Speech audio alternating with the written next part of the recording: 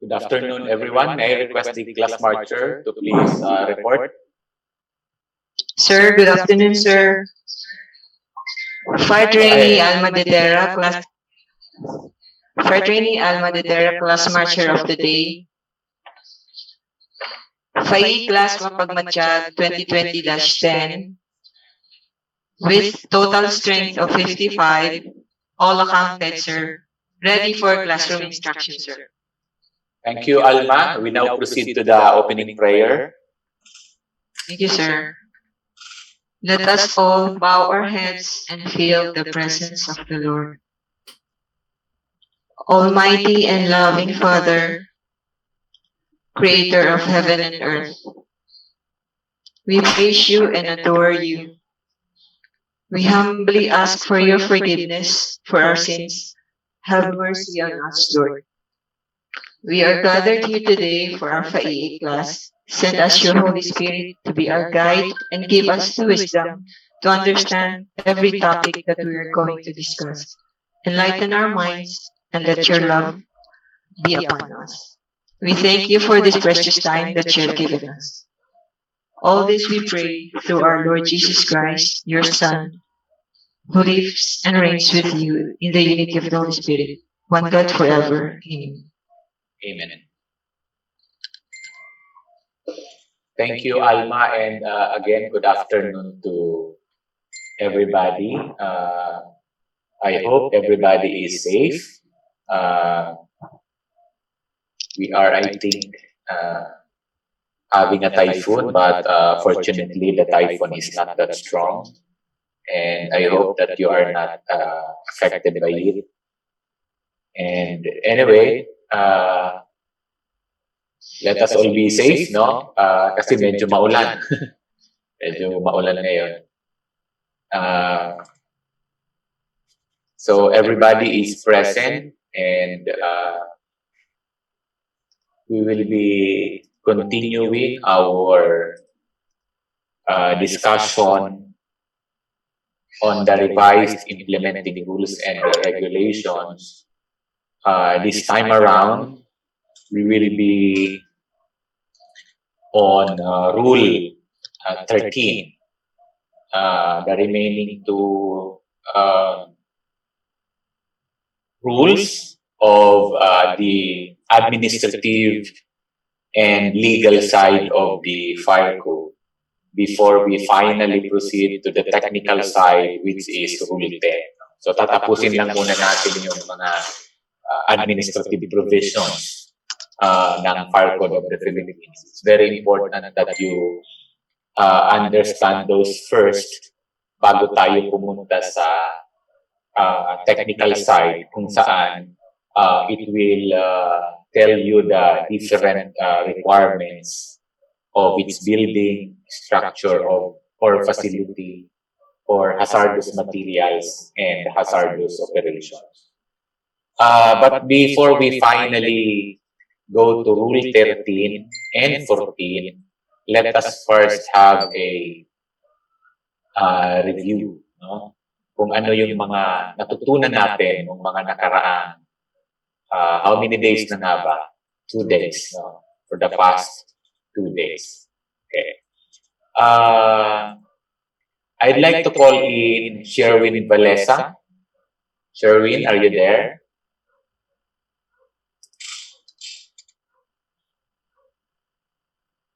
Sherwin Valesa.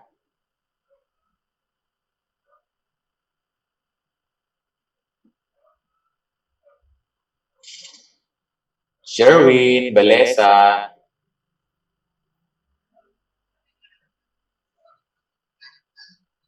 Yes, sir. Good afternoon, Sherwin. Yes, Doctor. Yes, good afternoon. Okay.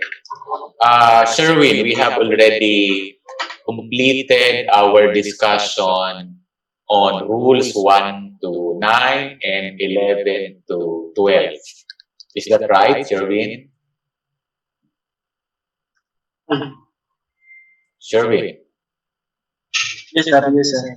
Okay. Yes, sir. Now, will you please tell me what did you learn under Rule 12? Ano ang mga natutunan mo sa Rule 12? Please tell us something about it. And will you please discuss it again to us? Go ahead.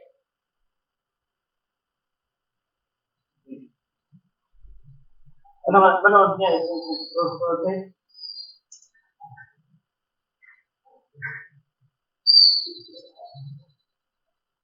Sherwin, are you there?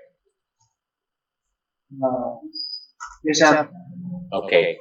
So to be more specific, Sherwin, to be more specific, will you please tell us something about fire safety inspection fee? Ano yung fire safety inspection fee?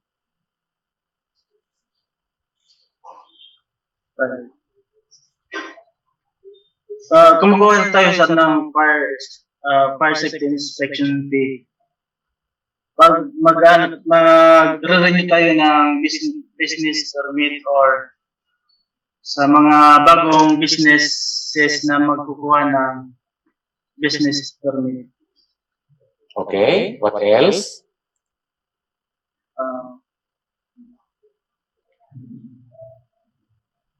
What else? Kailangan sir na mag-comply muna sa mga fire safety. No. Tell us about inspection fee. Do not tell us about compliance with fire safety requirements. Tell us about fire safety inspection fee. Sino magbabayad niyan? Kanino kukolektahin? Magkano? Ano ang pagbabasihan? Go ahead. Ang magbabayad niyan sir, yung business owner na mag-renew ng business permit. Okay. What else? Tapos ngayon sir, di ba, yung munisipyo na ang magkukolek ng fee na yan. Hindi sa lahat ng pagkakataon, Sir Will. Not in all instances. These are just, that is just one of the options that is available to the fire station. They can actually ask the treasurer's office to collect in behalf of them as a deputized collecting agent. Pero ang default system natin is still tayo ang nangongolekta. Tayo pa rin ang nangongolekta. Yun pa rin ang default system. Yung pagpapakolekta sa treasurer office is just an option. And that is not an automatic. That is not automatic, Sherwin. You have to enter into a memorandum of agreement with the local government unit as to the remittance, gaano kabilis i-remit, ano yung mga proseso, and so on and so forth. So it's not automatic, Sherwin. Go ahead. What else about fire safety inspection fee?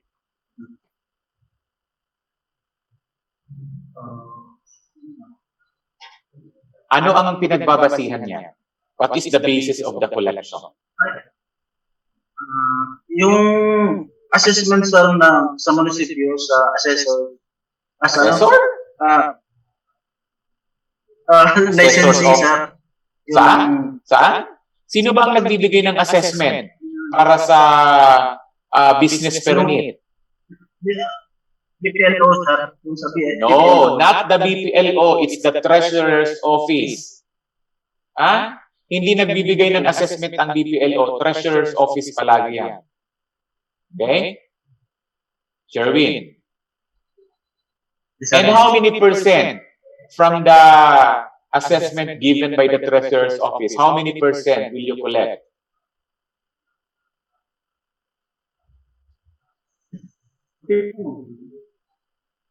Sherwin.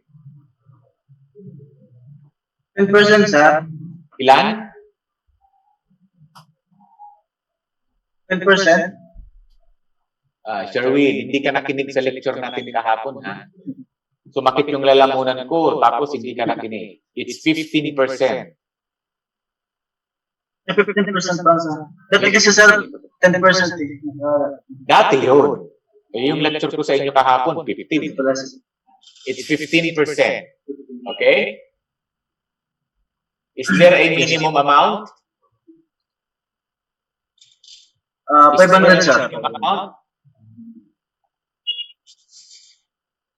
How much? 500. 500 500 pesos. Correct. How about in case of FSIC for occupancy? Which office will give you the assessment? The Municipal Engineering Office. Okay?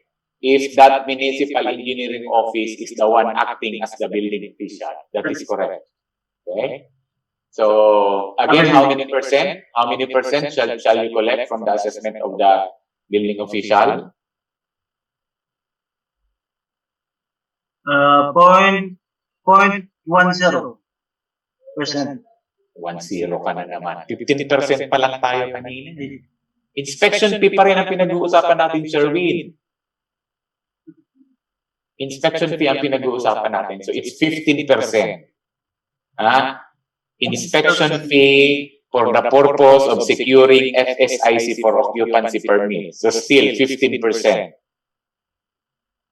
Tama, Sherwin? Sherwin? Yes, sir. Yes, sir. Oh, it seems na Kopya, sir. it seems na litong-lito ka pa sa inspection fee. So, ikaw ang magtanong sa akin ngayon. Ako ang sasagot sa iyo.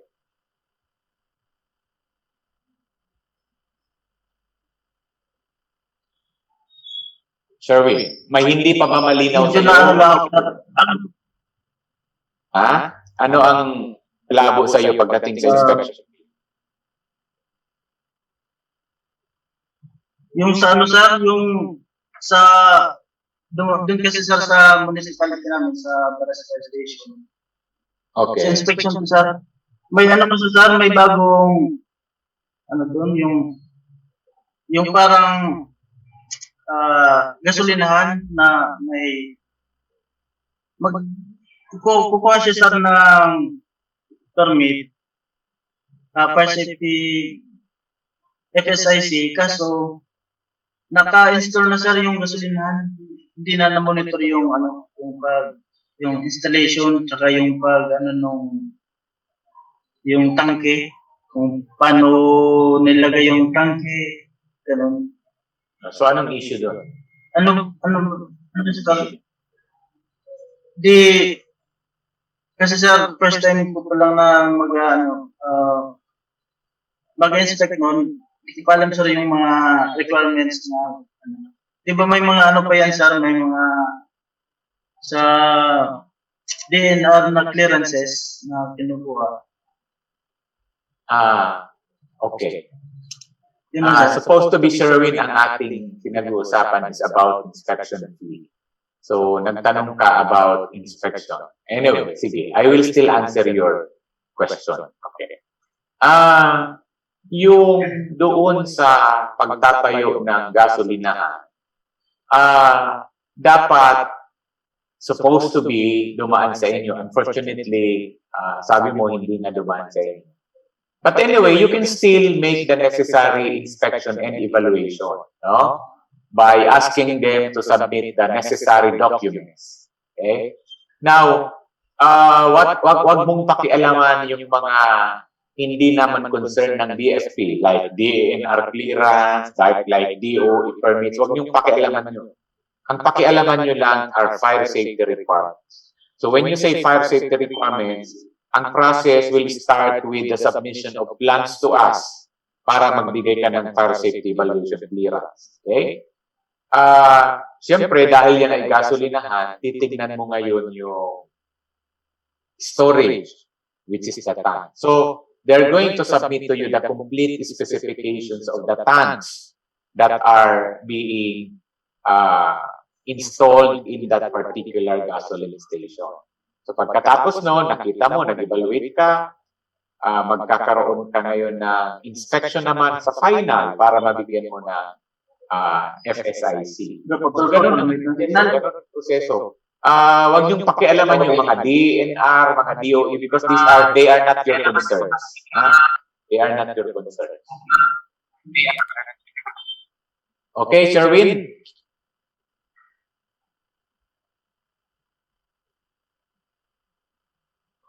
Makaraeg? In Rizon, Makaraeg? Yes, sir. Okay, Enrison. So pinag-usapan natin yung Rule 12 kahapon. Si Sherwin, pinadiscuss ko about inspection fee. Will you please discuss to us about construction tax, fire code construction tax? Go ahead. Yes, sir. Ang fire code construction tax, sir, derived from the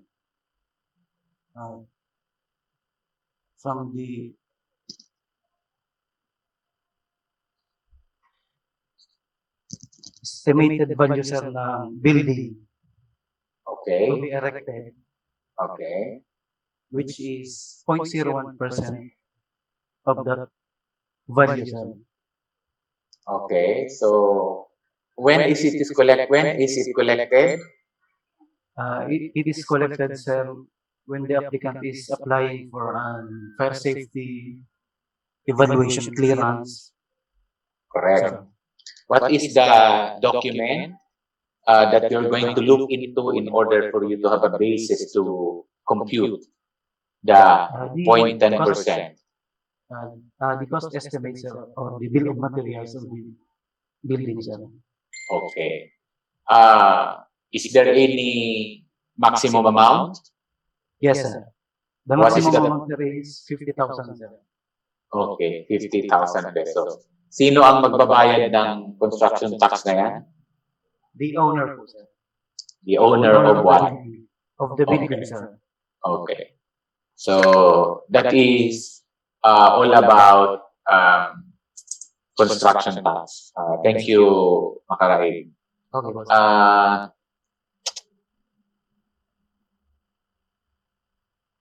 Norman Sumangid. Norman Sumangid. Sir, present po. Okay. Norman, will you please tell me the process of securing the fire safety evaluation clearance? So, kahapon natapos din natin i-discuss yung Rule 9.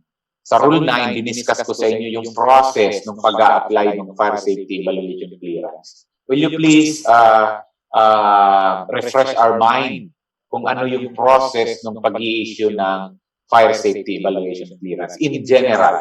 You do not have to be very specific. Go ahead, Norman. Yung sa first evaluation clearance, sir, yung Saan magsisimula? simula sir sa building official, sa building official, sir. Okay. Ano ang gagawin ni Office of the Building Official? Magpo-forward sa atin ng copy ng yung plano, sir, na nag-apply yung owner, kung may iba pa. Saka ano pa? Plano, ano pa? Sa kasama ng plano.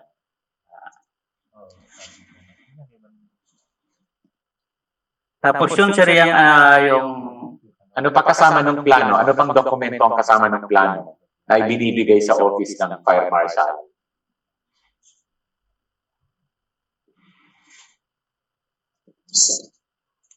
Ano pang mga documents yun?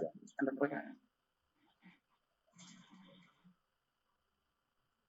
Yung blueprint, sir, ng plano, sir, yung blueprint. Siyempre yung plano, okay? Tapos Yung bill of materials. Bill of kasi materials, sir. pagbabasihan, yun ang pagbabasihan mo ng cost. cost, Ano pa? Specifications para makita mo yung detalye kung ano ang ilalagay doon. Ano pa? Yung endorsement ng building official. Okay? Tapos syempre yung application form. Yes, sir. Oh, yun yung mga dokumento. So pag natanggap na yun ng Fire Marshal, what's the next step? Ano, sir, ng plan evaluator natin, sir. Anong gagawin ng plan? I-evaluate ng plan evaluator natin yung plano saka yung ibang requirements. Okay, siya ang maggagawa ng initial evaluation, yung plan evaluator. Yes, sir. Okay? So by making an initial evaluation, anong dokumento ang ipiprepare niya? Para evaluation clearance, sir, yung checklist natin. Yung checklist natin, para checklist. Checklist and Per evaluation clearance, sir. fire safety evaluation clearance. clearance. Okay. Kung ang findings ng land evaluator ay compliant. So, magpiprepare siya na fire safety evaluation clearance. What if ang findings ng plant evaluator is may deficiency? Ano ang ipiprepare niya? Notice of disapproval, sir. Correct. So, after niyang magkaroon ng initial evaluation, tapos nag-prepare na siya ng FSEC or NOD, plus fire safety checklist, ano ang gagawin niya dyan sa papeles na yan? He's going to sir, municipal permission sa city permission. Papa-approve siya. hindi sa FSS muna, sir. Sa FSS. Okay. Chief FSS. Isasubmit niya kay Chief FSS for review and recommendation. So, i-review ngayon ni Chief FSS yung ginawa ni Plan Evaluator, i-check niya kung tama. Okay. Kung tama, ano ang gagawin ni Chief FSS? I-forward yun sa municipal permission sa city permission. For final action. Approval. Okay. For approval, no recommendation ni Chief FSS. Okay. So, yun yung process, ha? Yan yung general process ng pag-a-apply ng fire safety evaluation clearance. Thank you. Thank you, sir. Thank you po. Liena Resas, Gilbert. Liena Resas, Gilbert. Sir, good afternoon. Yes, good afternoon. Will you please refresh our mind on the process of securing a fire safety inspection certificate for occupancy?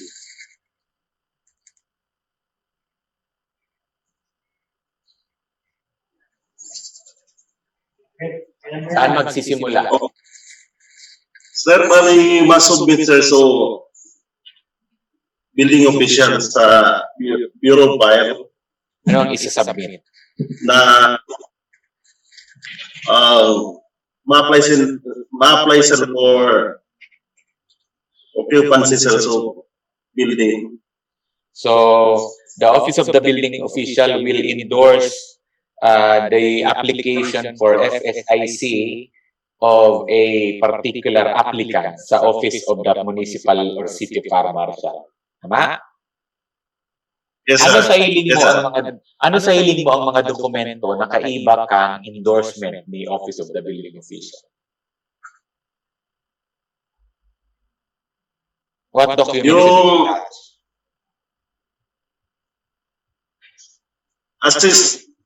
assessment sir ng building official about sa accommodation. Of course. And then, what else?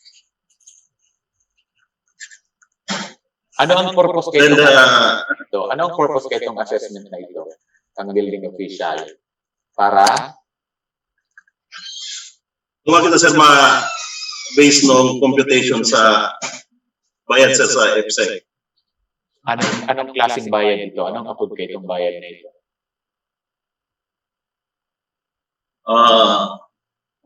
Fire safety inspection fee sir for occupancy sir. Fire safety inspection fee. Okay. So, ma-attach siya kay assessment. Another document na kaiba? Ano pa?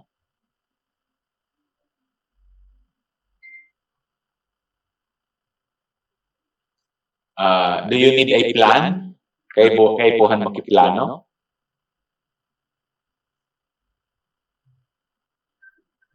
Ano? Kay Buhan makiplano sa hiling mo? No need na sir. May plano na sir sa Sa station. Okay. So, sir. ang dapat is the applicant should submit an as-built plan. Okay? Dapat may kaibang as-built plan, so endorsement ng building official. Kasi, most often than not, so plano is not actually strictly followed. There are deviations or changes in the actual construction site. That's why there is a need for the submission of an as-built plan during application for FSIC for occupancy. However, in instances where there are no changes, then the plan that is filed in our office can serve as a basis for our inspection. Okay? So anong masunod? Pag natanggap ka na sa endorsement, Yes, sir. anong susunod na action na? Ano ang gigibuo na? What's the next step? Sir, ma-assign sir ng inspector for final inspection, sir. Okay. Who will assign So, the Chief inspector? Okay. The chief FSS will assign an inspector who will make the inspection, the final inspection. Ano ang ipiprepare ni Chief Yes, FSS sir. na dapat aprobahan ni Fire Marshal? Inspection order, sir. Correct. It will prepare an inspection order. So after kayan, pag nakuha na ni inspector, so IO, ano na ang gigibuo ni inspector? So, maduman na sir sa, sa site para mag-inspection sa ng building. Okay? And then, after that, anong gigibuhon niya? Pwede sir, daraw niya sa plano para ilingon kung nasunod talaga sir. So, Okay. basis Kaya nga, plan, sir. So, yun yung inspection. Yun yung inspection. So after the inspection, what's next? So, sir, kung complied naman sir, The inspector will prepare after inspection report, sir. correct, and after inspection report, at i-indicate niya duman so findings niya whether complied or not complied. Tama? Yes, sir. Yes, sir. Okay. Ano ang gigibuhon niya duman sa after inspection report niya? Sa inyo ito dadarahon. Submit sir sa Chief FSS. Correct. Ang next step is to submit the error to the Chief FSS. So what will the Chief FSS do with the report? Evaluate, sir. Okay, i-review niya na naman so findings ka fire safety inspector. Okay? So, kung ang recommendation ni fire safety inspector is compliant, ang findings ni fire safety inspector is compliant, what will the Chief FSS do or prepare? Sir, submit to Fire Marshal for approval, sir. Hindi. Ang hapot ko is, kung ang recommendation or findings, kung ang findings ni Fire Safety Inspector ay compliance to building, anong dokumento ang ipipreparar ni Chief FSS para aprobahan ni Fire Marshal?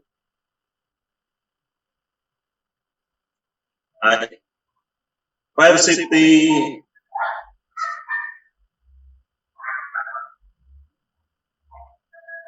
inspection certificate, sir, for occupancy. Okay?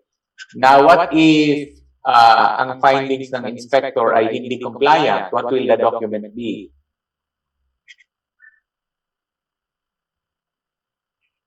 Disapproval, sir. Notice of disapproval. Correct. Okay. So, after preparing the required document, what's the next step? What's the next step?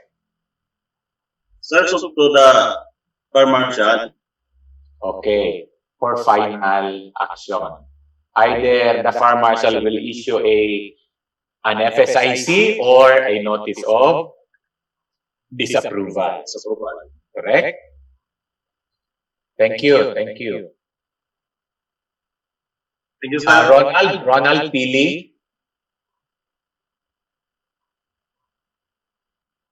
Ronald.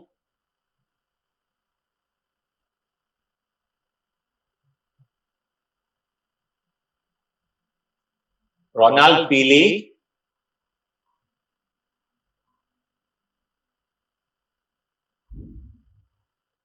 Sir, good afternoon, sir. Yeah, good afternoon, Ronald. Okay.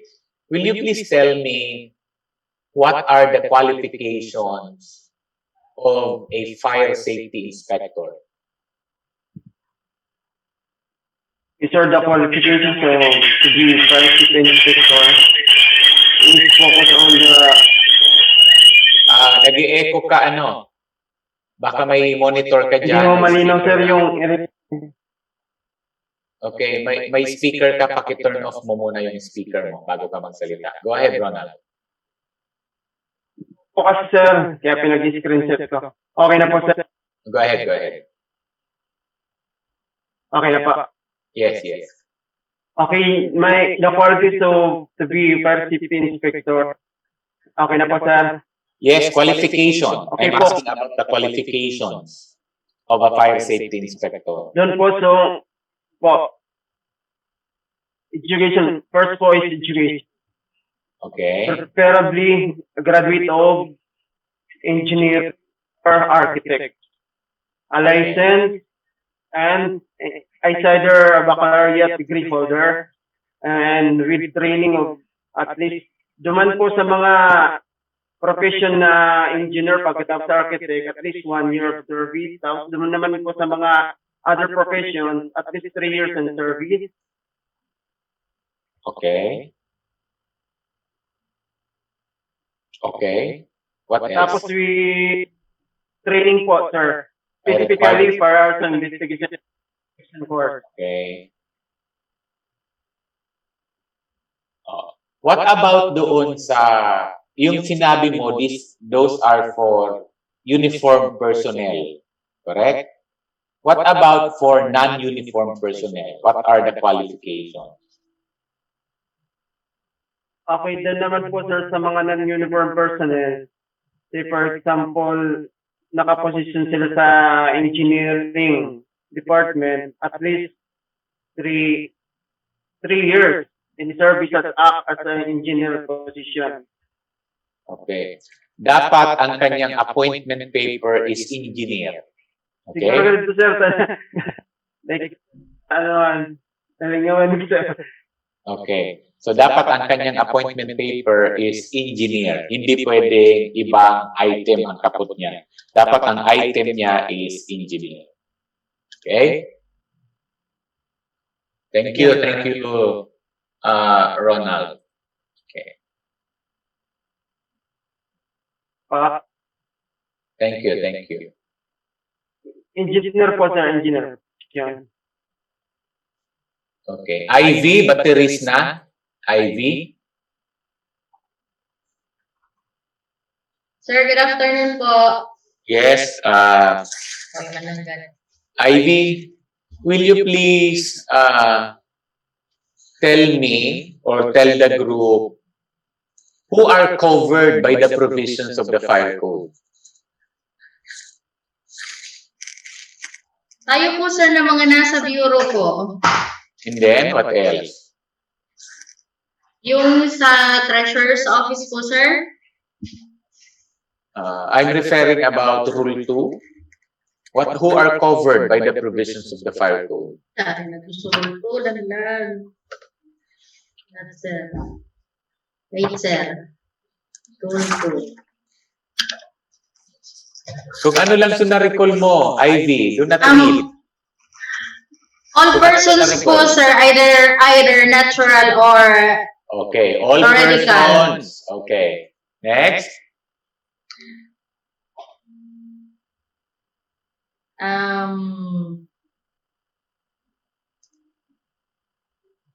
All buildings. All buildings, facilities, or structures in their premises erected Okay. or constructed before or after the effectivity hereof.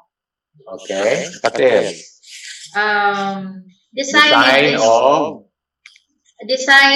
and installation of mechanical, Okay. electronics, and electrical systems relative for Relative fire to protection. Okay. Opo. And then, manufacturing, storage, handling, and or use of transportation of explosives and combustible, flammable liquids and gases, toxic and other hazardous materials, and operations and their waste. okay. Fire safety planning, design, construction, repair, maintenance, Okay. rehabilitation, and demolition. Okay.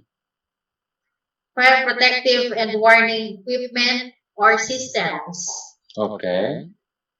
And then, All land transportation vehicles and equipments, ships or vessels docked at piers, or anchored in seaports and Okay. petroleum industry installations. Okay, Ivy. So this is the question, Ivy. I am a tricycle driver, and there is an ordinance. There is an ordinance from my municipality that I am required to secure a mayor's permit or business permit. And pursuant to Rule 9, an FSIC is a prerequisite for the issuance of the mayor's permit. Am I covered by the provisions of the Fire Code? Yes, sir. Why? Kukuha po sir ng ng permit. Dahil kukuha ako ng business permit, obligado akong kumuha ng FSIC sa BFP. Opo, sir. Okay. Were you present during the first day of our discussion? Yes, sir. Oh, hindi ka nakinig, Ivy, ha? Di ba ulit-ulit akong nagsabi na although sa letter G ng binasa mo na yan, kasama yung land transportation vehicle, yung letter G na yan is not a self-executing provision. Di ba? Sinabi ko yon. Kasi nga, even if mentioned under letter G, but there is no counterpart provision in Rule 10, which will tell you what are the fire safety requirements for tricycle, then in that case, you will not be covered yet by the provision of the Fire Code in the absence of the fire safety requirements. Ang ibig kong sabihin, Ivy, maduman ka sa fire station, makuha kang FSIC, i-inspection sa tricycle mo, ang hapot, ano ang ipiprescribe sa imo kang bombero? Na daiman ki guidelines. Daiman ki requirements pag-abot sa tricycle. Maski buro baliktadon mo ang fire code, dahil yan ki requirements sa tricycle. Igwa dyan, requirement ki building. Kaya ang pigataran ko, Ivy, even if under letter D, you are supposed to be covered, but in the absence of fire safety requirements under Rule 10, that provision will not be imposed yet. Okay, Ivy, malinaw? Yes, sir. Opo, sir. Okay. So, thank you. So, class, I'd like to request to everybody to please kindly listen to my discussion. Kasi basing on your answers today, I am quite disappointed with the result of the 2 days. I'm quite disappointed with the result of the 2 days. Out of the 6 or 5 persons that I asked today, I think only one was able to answer me correctly. Although 1 or 2 or 3 was able to answer me correctly. So please listen. Do not waste this time to just complete your FAIIC for mere compliance purposes para lang ma-promote. I hope you also dedicate this time to learn something. Because whether you like it or not, maybe in the future, you will be forced to become a fire safety inspector or probably other positions that requires imposition of the fire code or the use of the fire code. And you will be promoted. There will come a time where you will be probably designated as acting fire marshal or as acting municipal fire marshal. And so you're going to sign FSIC. So nakakatakot na basta ka lang pipirma na hindi mo alam yung pinipirmahan mo. So please use this opportunity also to learn. That's why I always ask, is there any question? Kasi ang gusto ko, if you do not understand, you ask the question so that I can explain.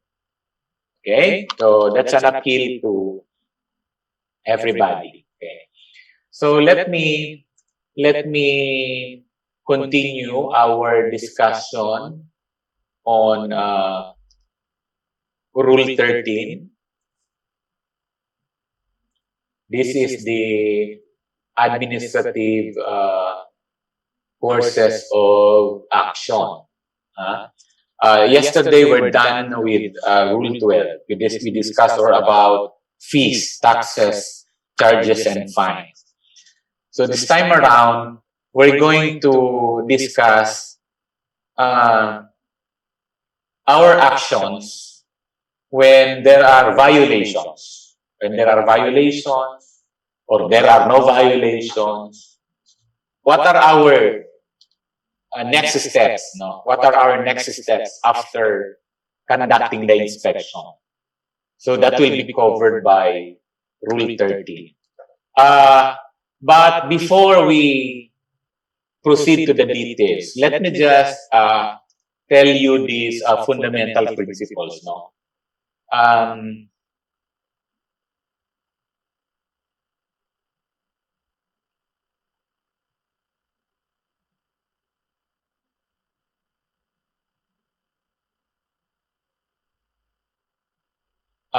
Portasio, Monico,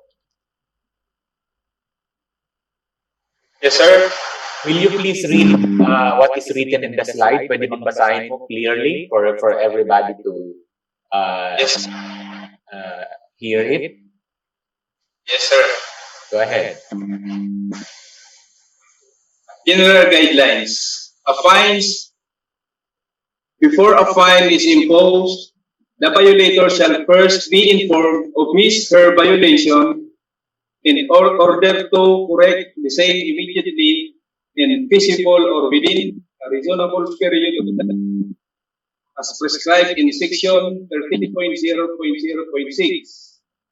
of this revised implementing rules and regulations. At the expiration of the period to comply the deficiencies and the inspection shall be conducted to determine compliance. If compliance is not effective, or if compliance does not conform the required standards, the first violation is committed and the violator shall be fined and further ordered to effect the correction. Repeated failure on the part of the violator to effect correction will constitute subsequent violations, and administrative fines shall be imposed for every violation. So the guidelines is very clear. Malinaw na malinaw. That before you can impose a fine, take note, before you can impose a fine, there must be first, the violator must first be given an opportunity to correct the violation or deficiency. Dapat, bibigyan muna natin ng pagkakataon ang violator to correct the deficiency. And then, the period of correction is dependent on the kind or nature of violation as stipulated in section 13.006. Malinaw na hindi ka pwedeng magpamulta, hindi ka pwedeng magpabayad ng multa sa tingin mo sa isang building na sa tingin mo may violation hanggat hindi mo siya binibigyan ng pagkakataon na mag-comply. Okay. Now, when will that particular applicant or person commit a violation? The violation is committed only after the grace period has expired. Only after the grace period has expired. Kaya, kung maaalala ninyo, our first notice is called notice to comply, not notice to correct violation. Because, technically speaking, pursuant to this letter A of section 13.001, the violation will only be committed after the grace period has expired. Ano ang ibig sabihin? You will give an opportunity. You're going to give an opportunity to the applicant or to the person who is responsible for compliance of the building to first correct their deficiency. Tatawan mo muna ng pagkakataon. Kaya, dumanbaga sa discussion takasudma sa 12, sa Rule 12, yung EPSEC not secured prior to construction is not automatic. The penalty of 37,500 to 50,000 is not automatic. Because according to this section 13.001, before a fine is imposed, the violator shall first be informed of his violation and order to correct the same. Matao muna kita yung opportunity na mag-comply. No? Yan ay basic principle of anybody? That is basic principle of what? Anybody?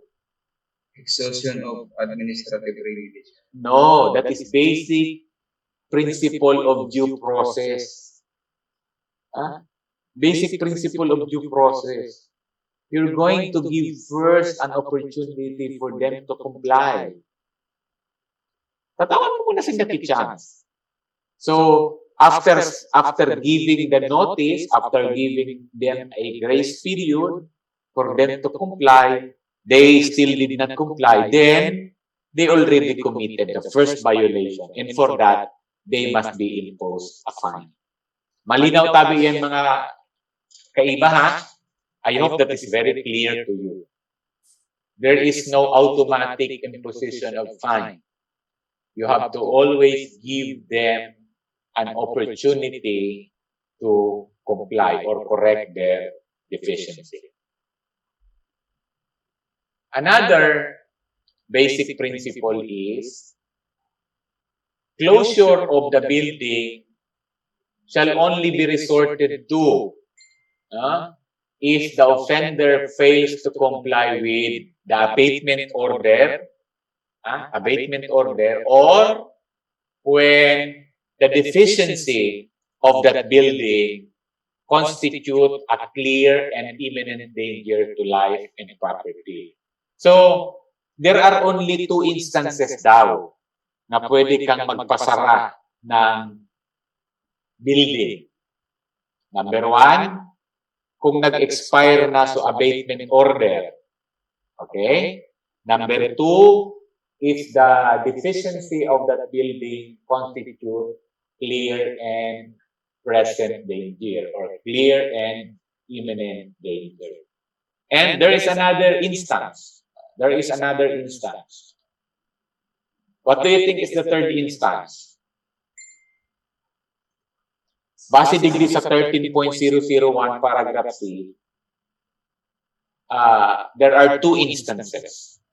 But in the other provisions of the fire code, may sinasabi pa kung ano pa instance na pwede kang magpasara sa building. Okay? That is failure to pay the fine. Failure to pay the fine. Ang ibig sabihin, you gave them an opportunity to pay the fine. But after giving that period, they is still not able to pay the fine. Therefore, that is already a ground for closure.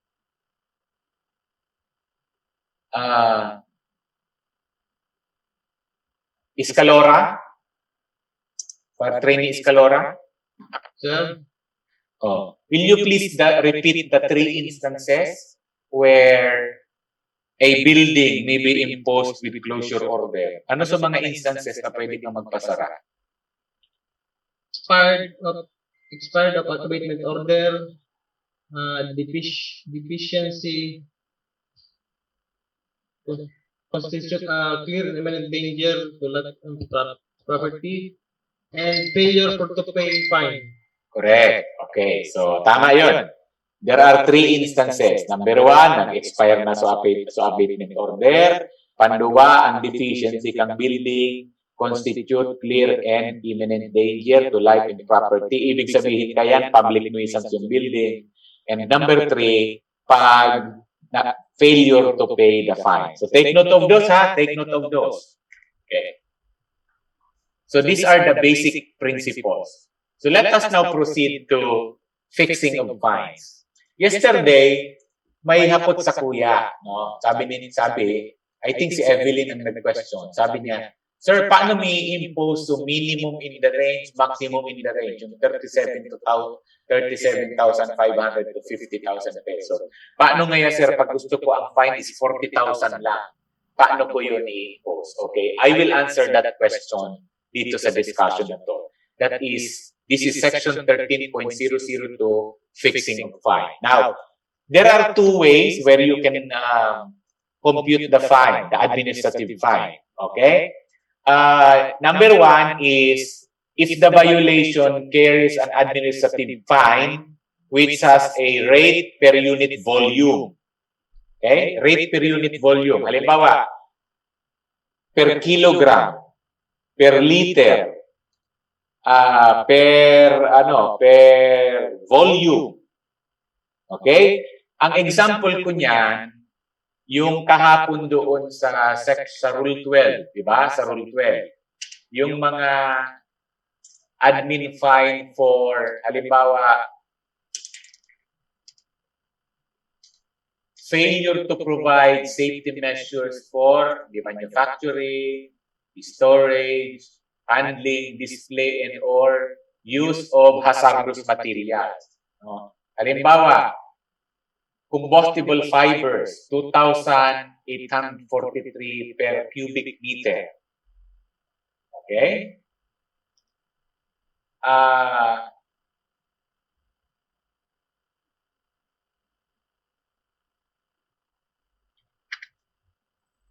So, depending on the volume, you're going to multiply it by the rate per volume. Halimbawa, cellulose nitride plastic of any kind, 2,843.20 per kilogram. So, if there is 100 kilogram, you just multiply it by 2,843. That is the amount of fine that will be imposed. Okay? So, that is, para mas malinaw.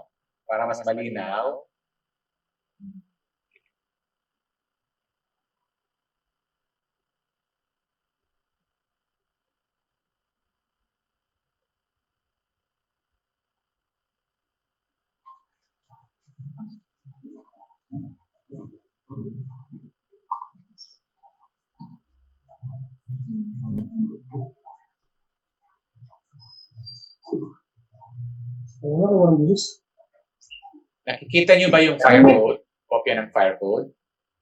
FM mode. Bluetooth mode. Nakikita nyo ba yan? Yes, sir. Okay. So, yung sa number 1 is rate per unit volume. Okay? Or weight per unit volume. Ito, example ko dito, ito. Fireworks. Nag-inspection ka. Nahiling mo, may mga nakastore na fireworks. Okay? So, nagtao ka kinotice to comply, to provide a proper storage for firework materials. Unfortunately, after the grace period, dahil manggiraray na pakarhay sa storage. So, mamulta ka na. Yan nakalagay dito. 14,216 per kilogram. Okay? So, kung may 10 kilos na firework material, so just multiply 10 kilos by 14,216. That will be the amount of administrative fine. But remember, palaging may not exceeding 50,000 pesos.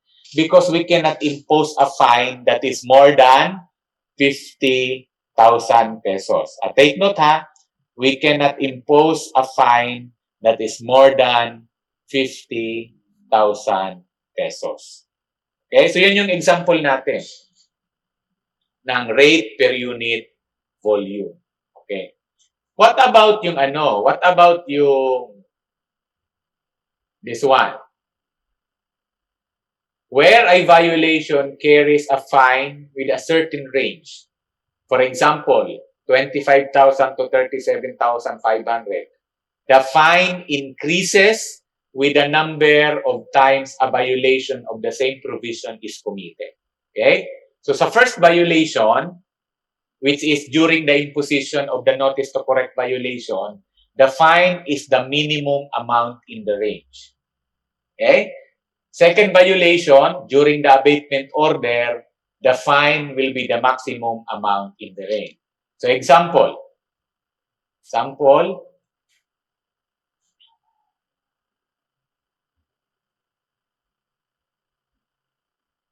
is one. Punta tayo sa mga may range.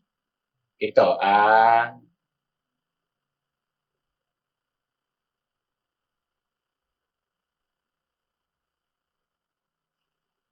ito, halimbawa, ito. Failure to provide fire safety measure. Provide, halimbawa, fire alarm. Fire alarm is 37,500 to 50,000 pesos.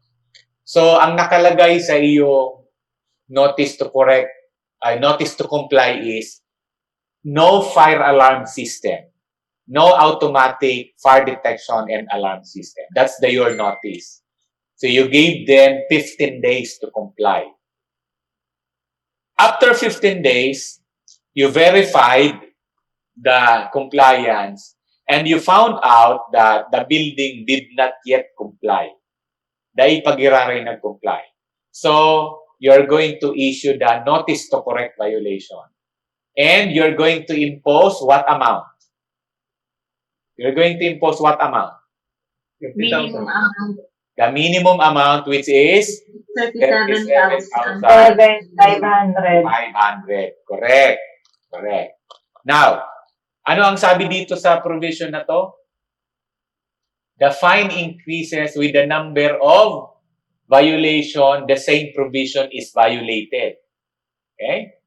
The fine increases with the number of times a violation of the same provision is committed. So sa first violation is the minimum amount. The second violation is the maximum amount in the range. So, nagbigay ka ng notice to correct violation, you give them 15 days. After 15 days, you conducted inspection again. And you still found out that hindi pa rin siya nagko-comply. So, what will now be the amount of the fine when you issue the third notice? Which is abatement. 50,000, sir. 50,000. Yes, the 50,000 pesos. Therefore, yung question ni Evelyn kahapon na gusto niya magmulta ng 40,000 pesos is cannot be. You only have to choose between 37,500 and 50,000 pesos. Malinaw na, Evelyn? Sir. Okay na? So, hindi pwedeng mag-impose ka ng 40,000 pesos. Kasi ang sabi ng fire code, mamimili ka lang sa minimum and maximum. Okay? Ang minimum is i-impose mo doon sa NTCV, sa Notice to Correct Violation. Yung maximum is i-impose mo doon sa abatement order. Okay? Clear? Clear, sir. Noted po. Yan. Okay. So, when two or more offenses are committed, the same procedures, yung pagko-compute natin ng fine, shall be followed, but the fine shall be the sum of all administrative fines. So, if there are two or three violations, the total amount shall not be more than 50,000 pesos. Okay? Example na yan. Example.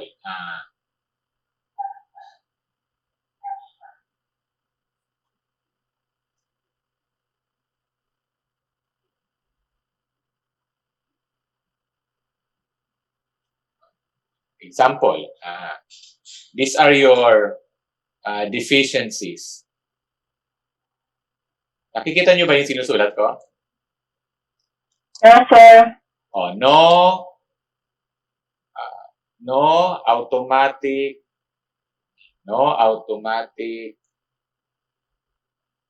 fire extinguisher. Paborito ba ganito yun? No fire extinguisher. Yan.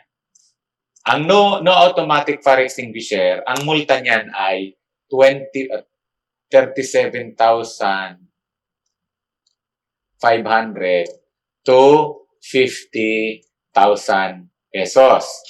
Another violation, halimbawa, is defective fire alarm system. Yan ay 37,500 to 50,000 pesos. Yan. So yan, may dua siyang violation. Ang sabi kang rule is, you have to add up. You have to add. Okay? So assuming na we are going to give a notice to correct violation, NTCV. So, yung deficiency number 1 mo, you're going to impose 37,500. Correct? Yung deficiency number 2 mo, you're going to impose 37,500. Okay? And you're going to, sabi niya, is you're going to add it. Okay? So, magkano ang total? Ang 75, sir. the total will be 75,000. Tama?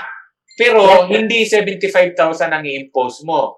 You're going to reduce it to 50,000 pesos. Okay? Malinaw ba, class?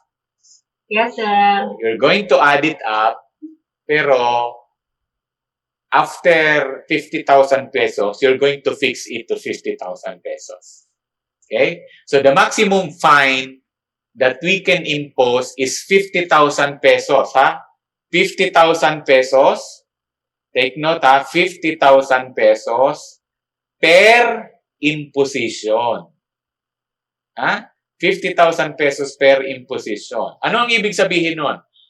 I can impose 50,000 during NTCV. I can impose 50,000 during abatement order. So therefore, assuming that they comply after the abatement order, they were able to pay 100,000 pesos to the DFP bago sila nakakomply. Clear po, mga kasama? Okay?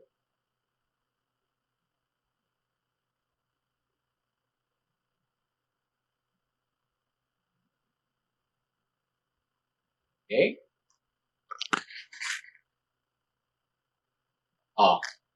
This is now the third instance where you can already impose closure to a building.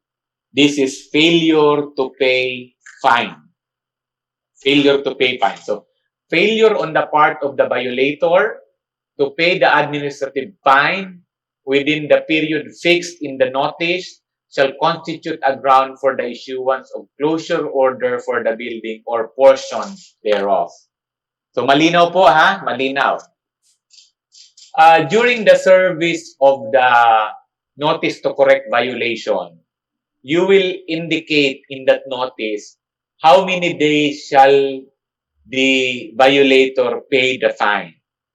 Doon sa lumang fire code natin, it was indicated in the form, yung form ng NTCP, that it is supposed to be paid in 3 days. In 3 days. However, yung period na yan, na 3 days, is not fixed, no?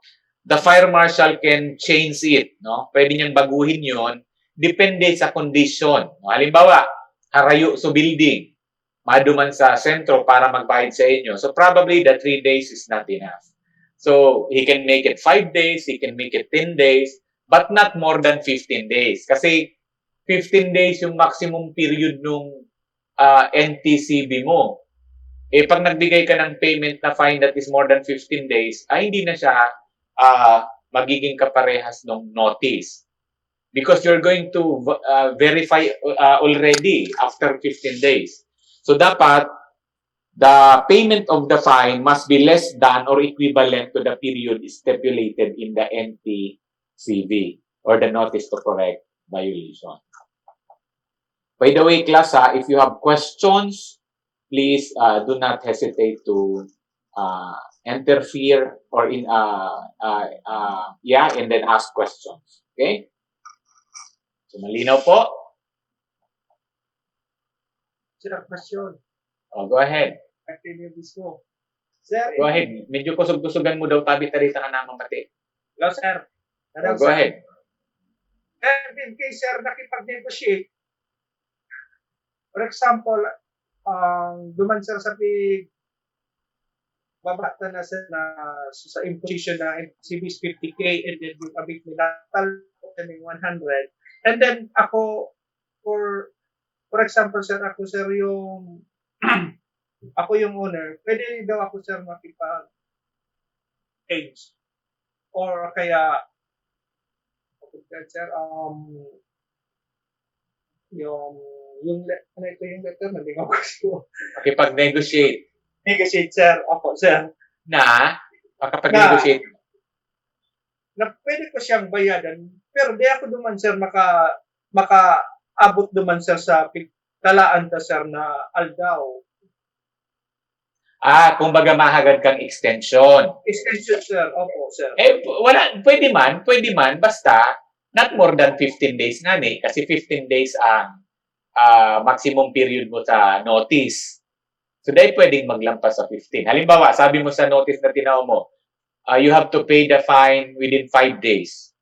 Nagduman sa imo, sir, hindi ko po tabing kayang bayadan sa 5 days. Pwedeng mag-request ako, sir, na 15 days. Yeah, then you can grant it. Okay?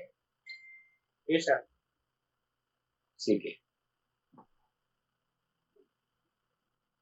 Ito. This is I do not know if this is a very powerful tool para sa mga fire marshal, or I do not know how you're going to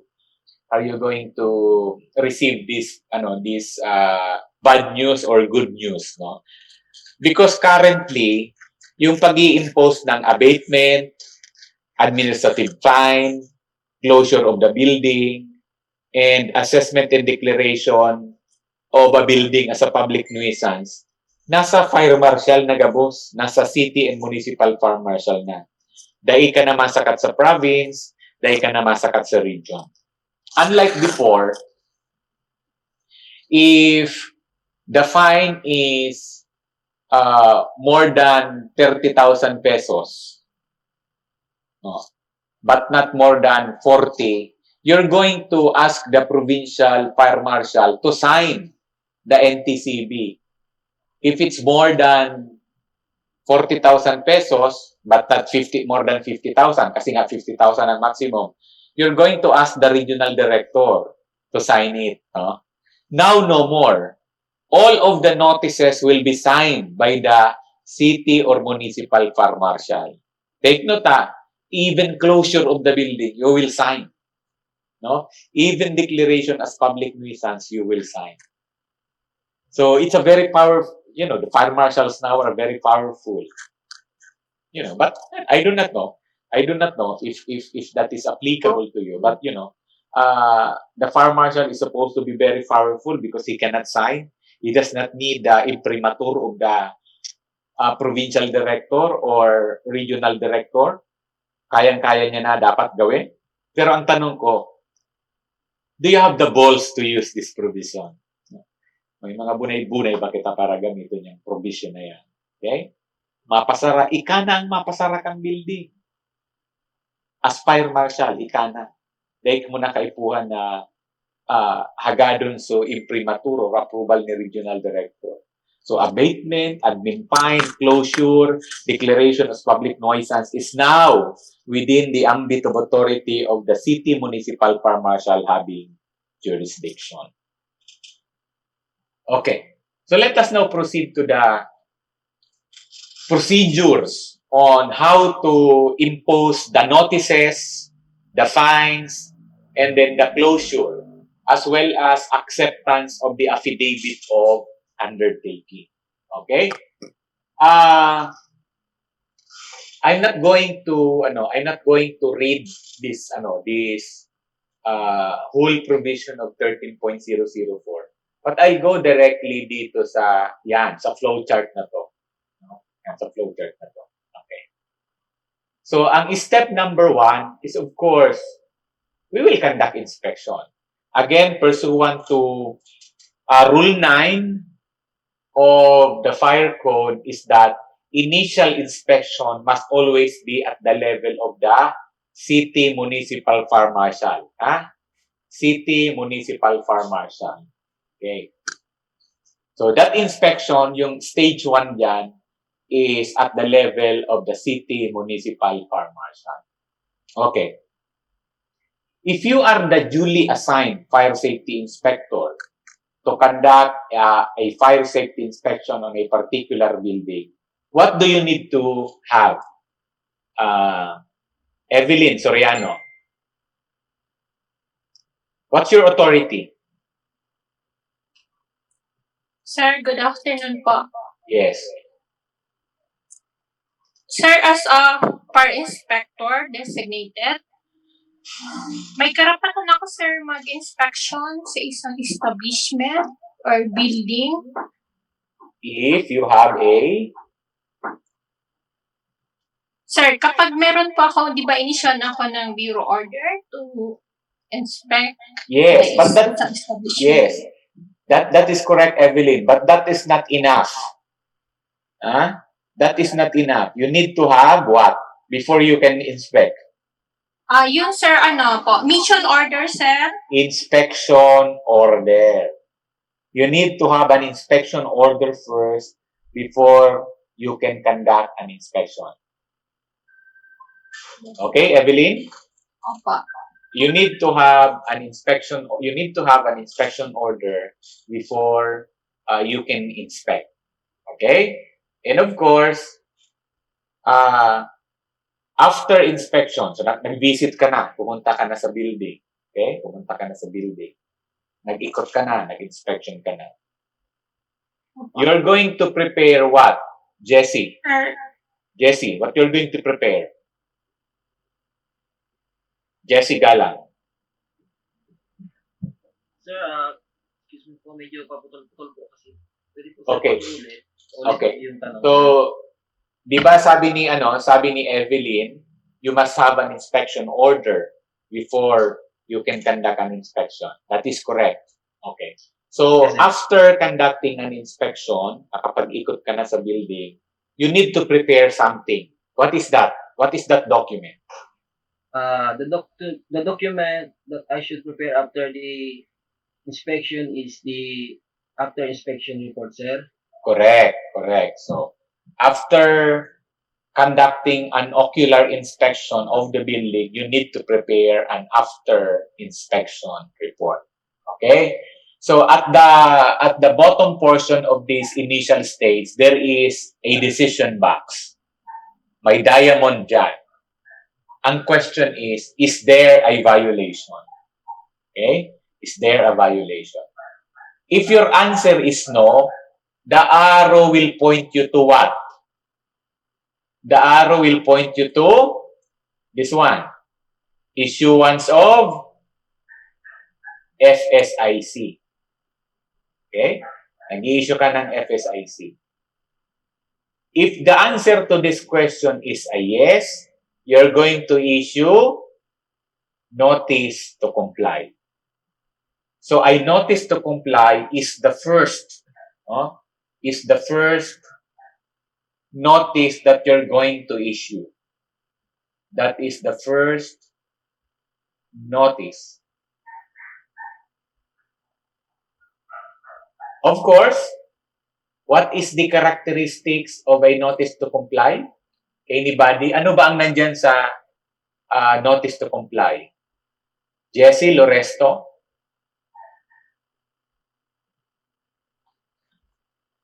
Yung mga violation po, sir. Okay? Siyempre, yung violation. Andyan. Ano pa?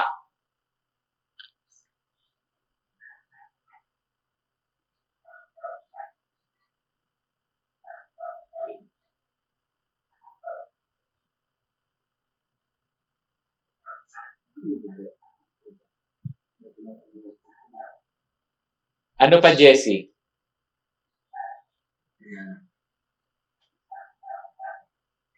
Siyempre, nandyan sa NTC yung violation. Ano pa?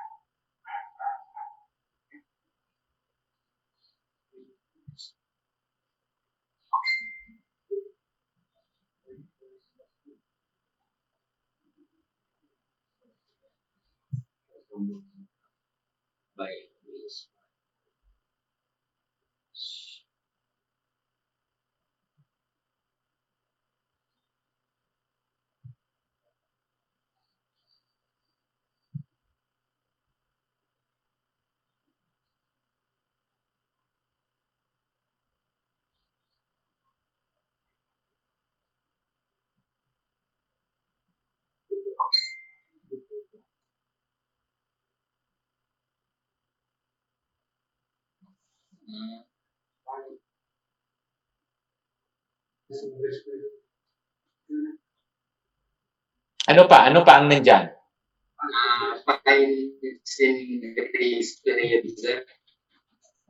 The grace period. Okay? Siyempre. Yung ano, yung violation, yung grace period. Ano pa? May isa pang very important. You have of course, the violation. You have the grace period. What else? May isa pa that is very important.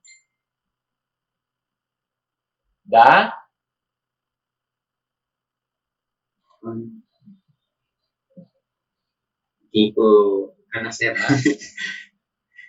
The amount of fine? No, there is no fine yet. No? The sections or the answer provisions of the fire code. Okay, the provision of the fire code that is violated. Meron pang isa. Meron pang isa. Meron pang isa. So sabi natin, number 1, it contains the violation or deficiency. You do not call it the violation first, but it should be the deficiency. Kasi sabi doon sa fundamental principle, it can only be called a violation only after you give them the grace period. So the deficiency. Number 2, you have to give the grace period of compliance. Okay? Number 3, what are the provision that is violated? No? Number 4, ano pa ang, may isa pa. May isa pa. Recommendation, sir. Doon The specific action. No? Specific action required from the owner. Specific action. No? Or sabi mo yung recommendation mo. Pero that is supposed to be the specific action required from the owner. So take note ha, yan yung 4 na characteristics ng notice to comply. Dapat naka-indicate sa notice to comply kung ano yung deficiency, ano yung specific provision na naging basis kang deficiency na yan. Tapos so grace period na pigtatao mo. Pang-4 is specific action na required mo. Halimbawa, sabi mo, ang deficiency is no portable fire extinguisher. Yan yung iyong deficiency. O ano ang basis mo kaya? Ano ang basis mo kaya na sabi mo kaipuhan kay fire extinguisher? Sabi mo, sir, nakakaagihan sa section 10.2.6.9 So, ang violation is, or ang deficiency is no fire extinguisher. No fire extinguisher. The specific section is section 10.2.6.9. Tapos kukopyahon mo sa provision kang fire code na nagre-require kang provision na yan. So, specific provision, you're going to cite it. Okay? And then the third one is grace period. Grace period is 15 days. Yan, 15 days. And then, ano ang specific action required? Anong specific action? Matarang ka, sir, provide 2 units, dry chemical, or ABC type fire extinguisher, 10-pound capacity. Okay? So, yun ang ikakaag mo. 10 pounds, 2 units, dry chem, fire extinguisher. So, yun yung specific action na required from the owner. So, take note of that 4 characteristics. Kailangan merong ganyan palagi ang iyong notice to comply. Okay. So, sinabi natin, there is a grace period. So, what will happen after the grace period? You're going to, sa nakikita nyo sa right portion, there is an arrow pointing you to the conduct of re-inspection. Ano ang i-re-inspect mo? Siyempre, you issued a notice eh. You had a notice. So, you're going to verify whether they already comply. So, you're going to conduct a re-inspection. So, pag nag-re-inspect ka, do you still need a new inspection order? Bitan? Bitan, do you need a new inspection order? I think, sir, yes, sir. Correct. You still need a new inspection order. Can the fire marshal assign another inspector to do the verification inspection? Bitan? Tingin ko, sir, hindi po, sir. Why? Why should it be not? Kasi, sir, yung nauna, sir, na nag-inspect, siya yung personal, sir, na nag-conduct, sir, ng inspection. Kumbaga, siya mismo, sir, ang nakakita kung ano yung personal na, sir, na nakita yung mga violation. That's the ideal thing to do. But the fire marshal has the liberty to assign another inspection to do the verification inspection. So, Okay, hindi nakatali ang kamay niya, no? He can assign anybody he wants to do the verification. Okay? So, Okay po, sir, okay po. After conducting the re-inspection, what do you need, Catherine? Nag-re-inspection ka na, what are you going to do? You have to prepare? After inspection report ulit, sir. Yeah, you are going to prepare an after inspection report. So sa baba ng verification inspection, the after inspection report will answer the question, is it complied already? If the answer is yes, to your left, there is an arrow pointing you to the issuance of FSIC. Tama? Yes, sir. Nakita mo yung Catherine? Yes, sir, apa. And to your right, what is to your right, Catherine? No, kapag hindi po nag-comply doon sa sa violations niya, may issue po tayo ng MPCV. Okay. And then, what else? Then, diyan po mag-i-impose na ng admin fine. Okay. And then, what else? Then, ayun o, nakalagay yun. magpo-post na ng signage, sir. Okay, magpo-post na tayo ng signage. Anong nakalagay sa signage, Catherine? This building is a fire hazard. Tama po ba? Correct. Warning, this building or structure is a fire hazard. Okay? Yes, sir.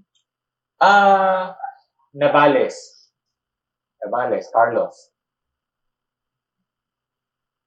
Navales? Yes, sir. Good afternoon po. Okay.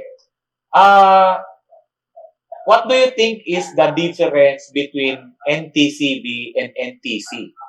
Sabi natin kanina, sa NTC, may 4 na characteristics yan. Nandoon yung deficiency, nandoon yung grace period, nandoon yung provision na na-violate, and then yung specific action o yung recommendation na kailangan gawin ng may-ari. Sa NTCB, meron din bang ganyan? Sa ETCB, sir, isasama rin nyo, sir, yung notice to correct violation. Yung provision doon, nilalagay din nyo, sir. Okay. So, ibig mong sabihin, lahat ng sinabi natin na nasa NTC, dapat nandoon din sa NTCB. As sa pagkakaalam ko po, sir, pag nag-serve ng NTCB, pwede rin yung isama, sir, na NTC, yung notice to comply. What do you Tapos mean order isama? of What do you mean isama? What do you mean isama? Pales. I-atas doon, sir, sa una na action. Yeah, attach? Do you Take still an need to inspect. attach it? Why do you need to attach it? Dati na nilang na-receive yun on the first instance. Diba? Nandun na yun. Pina-receive mo na yun sa kanila eh. So why would you need to attach it? Or, you just simply rewrite. No?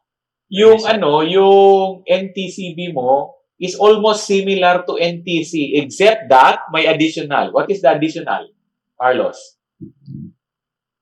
The additional. May additional. What is the additional? Carlos? Ang additional, sir, is the order. What is the additional? Carlos? Order of additional. The order. What is the additional? Carlos? Bakit nag-ulit-ulit tayo?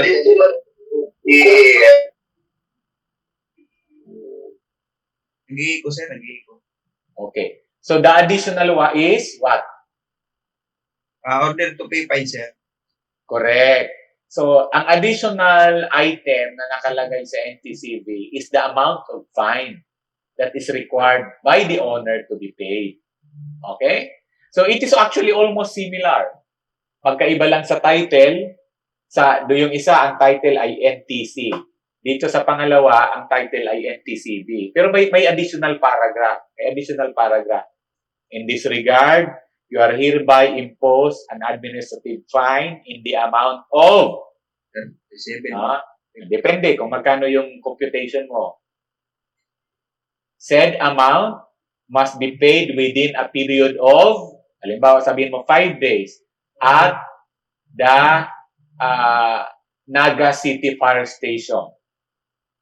Ganun, may another paragraph ka indicating that.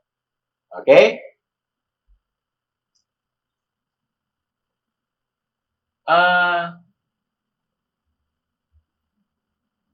Salvador Samalia Jr.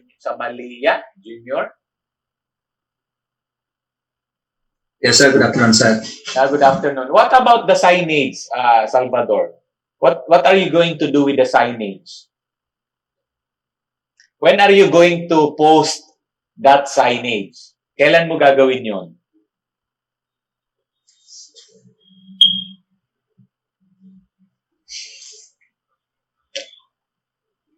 Siyempre, may notice ka, di ba? May notice to correct violation ka, Carlos.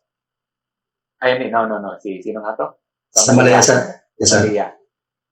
You have a notice to correct violation sa Malia. So, of Yes, course, you are going to serve it, no? You're going to have it received.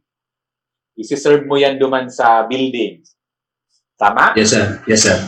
Ipapa-receive mo. So, pag duman mo sa building para ipa-receive sa notice, ma-post ka na kang signage. Maduman ka na sa building, ma-post ka na kang signage. Warning, this building or structure is a fire hazard. Okay? Yes, sir. Pag natapos na po, sir, yung 15 days grace period. No, not yet. So, na-post mo na. Yes, sir. Okay. So, what happens next? Assuming na yung binigay mong period sa pagbayad ng multa is shorter than the period indicated in the for violations. Halimbawa, sa violations, 15 days.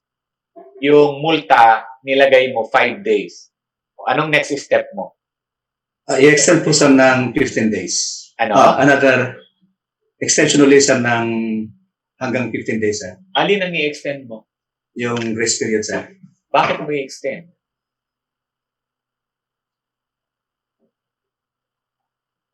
Bakit mo i-extend?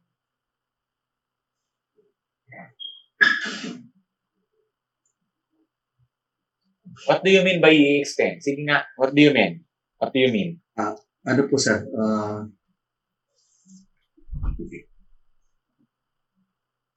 What do you mean ang ano ibig mo sabihin ng i-extend mo? Para sir ma-comply nila yung fine sir. Hindi, ganito ang tanong ko ha. Yung doon sa unang notice, yung notice to comply, nagbigay ka ng 15 days. Tama? Yeah. Pagkatapos ng 15 days, nagkanda ka ng re-inspection. Tapos, na-find out mo na hindi pa rin siya nagko-comply, kaya nag-issue ka ng NTCB, ng Notice to Correct Violation. Kasama dyan sa Notice to Correct Violation na yan is yung administrative fine. Okay? Ang maximum ng administrative fine ay 50,000 pesos. Tapos, nung napirmahan na ng fire marshal yung NTCB, pumunta ka doon sa building, sinerve mo yung Notice to Correct Violation, pinareceive mo sa kanila. At the same time, naglagay ka ng posting. Nag-post ka ng signage doon sa harap ng building. Warning, this building or structure is a fire hazard. Correct? Yes, sir. But in that notice, you indicated na the administrative fine that you impose must be paid within a period of 5 days from the receipt. While compliance of the deficiencies, as indicated in the NTCB, is 15 days. Okay? So what will happen? What will happen after 5 days? Kasi 5 days lang ang tinaumong period eh. Yes, sir. What will Abatement happen? ba, sir? Ha? Abatement? Not yet. Not yet. 5 days pa lang eh. After 5 days pa lang. You're going to verify whether the fine have been paid. Hihilingon mo kung nagbayad ki multa. Apo, sir. Apo, sir. Natatay mo kung nagbayad kang multa. Tasabi tabaga, failure to pay fine pursuant to section 13.002 paragraph B is a ground for issuance of closure order. Tama? Tama sa Malaya? Sa Malaya. Yes, sir. Apo, sir. Okay. So, after 5 days, on the 6th day, you're going to verify first kung nagbayad the A. So, kung nagbayad, hindi wala kang problema. Ahalaton mong mag-expire. So, grace period na naka-indicate naman sa NTCB, which is 15 days. Okay? Now, pag hindi nagbayad, may gigibuhon ka. Ano ang gigibuhon mo? Pag di nagbayad? Implement closure order, sir. You're going to recommend to the fire marshal to issue closure order. Okay? Pero pag nagbayad, you're going to wait for the expiration of the grace period. Okay na sa Malaya? Malinaw na? Yes, sir. Yes, sir. Apo, sir. Okay. Now,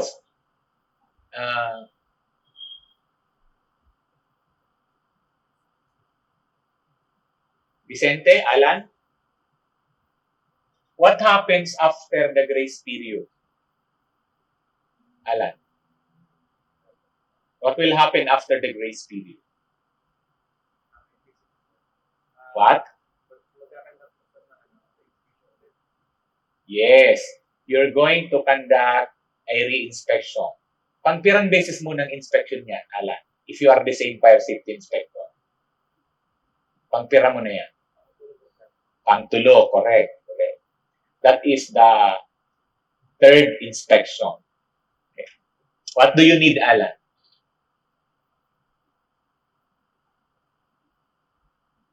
What do you need for you to be able to inspect? Alan, naka-off ang microphone mo, Alan. Correct. Inspection order. And then, afterwards, you're going to prepare what? Correct. After inspection report. So, mahihiling mo dyan, may diamond na naman. May diamond na naman, di ba? May question dyan. Is it complied already?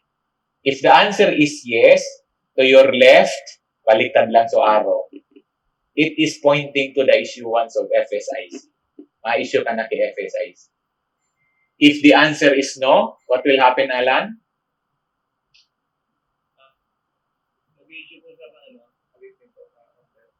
Yes, mag-i-issue ka na ng third notice which is called abatement order. And then, what else? Okay, magkano yung admin fine mo?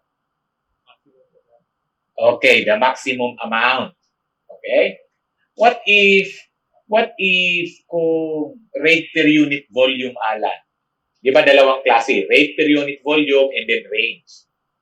Pag rate per unit volume, may increase ba?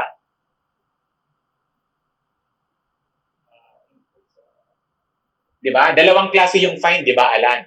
Isang rate per unit for volume, halimbawa, 10 pesos per kilogram.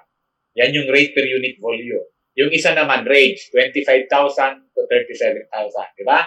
Sabi natin doon sa rate per unit volume, Alan, you just multiply the volume by the rate.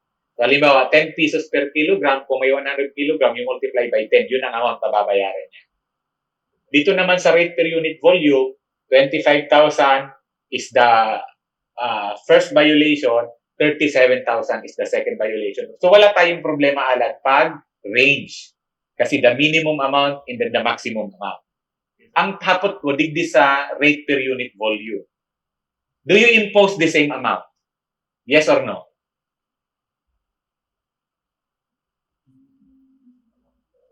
Do you impose the same amount? Mag-i-increase ka ba o hindi? Hanggang 50,000 lang po, sir. No. I'm not talking about the cap. I'm not talking about the maximum. I'm talking about the fine that you're going to impose based on the volume. Mag-i-increase ka ba o hindi? Hindi ka mag-i-increase, Alan. Kasi kung ang pinag-uusapan mo ay 100 kilos, 100 kilos pa rin yan hanggang makarating doon sa katapusan. So, there is no increase pag rate per unit volume. Okay? May increase lang dito sa range.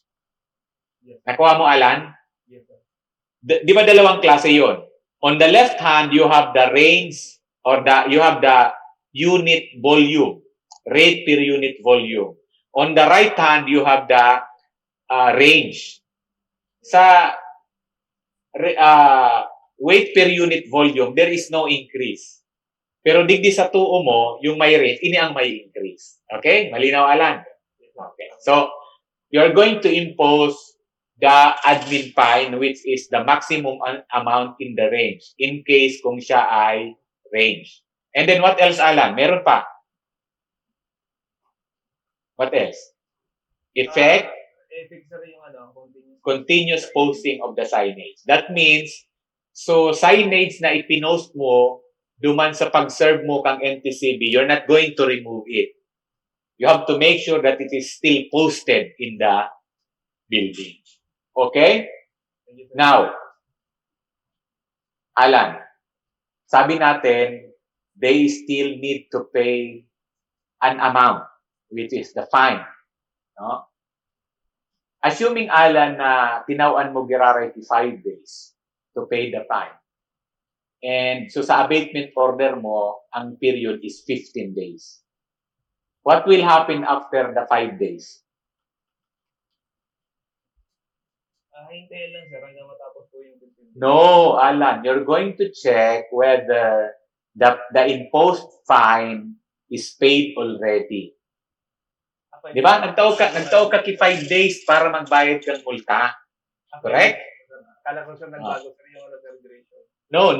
Ang sabi ko, nagtao ka 5 days para bayadan sa multa. Yes, sir. That's why on the 6th day, you have to determine whether the fine have been paid. Yes, sir. Kung dahil niya nabayadan, what will happen, Alan? Pag dahil niya nabayadan, sir, subject for closure, sir. Yes, you're now going to recommend the issuance of closure order. I-recommenda mo na siya na issue ang closure order. Pero kung nagbayad siya, Alan, what will happen? Kung nabayad siya, sir,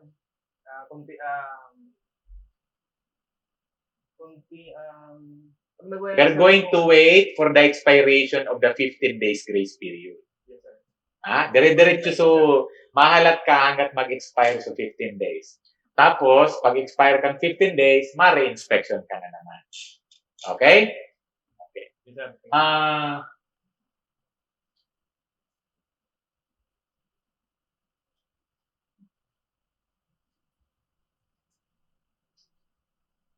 Goyon.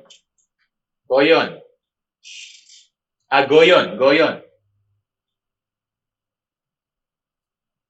Swerte ang lakaw-lakaw na ragoyon. Sir. Goyon. Sir. Ano ang mangyayari pagkatapos kang expiration, ang abatement order? Ano ang gigibuhon mo?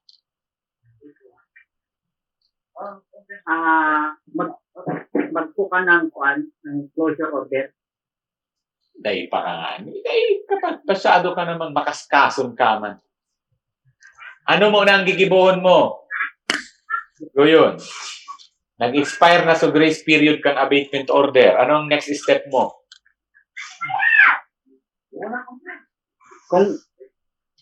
Kung nag-expire na sir tabi yung ng abatement order, magkakigwa ng re-inspection sir.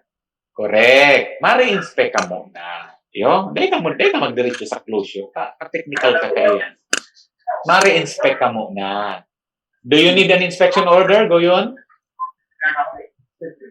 Sir, ni sabi sir, ikwa. Okay. Of course, kay puhan mo inspection order. So, pag na-inspect mo na-verify mo na, ano ang ipiprepare mo? Ang sabi sir. Of course, you're going to prepare the after inspection report. Kaya dyan, sa box, mahiling mo, may question na naman. Complied? Kung yes, ano na ang gigibuhon ta? Goyon? Sir? Kung yes ang simbag dyan sa question na yan, complied? What will you do? Sir. Ha? Prepare na ng FSIC, sir. Correct. Mag-i-issue na kita kang FSIC. If the answer is no, the answer is no, sir.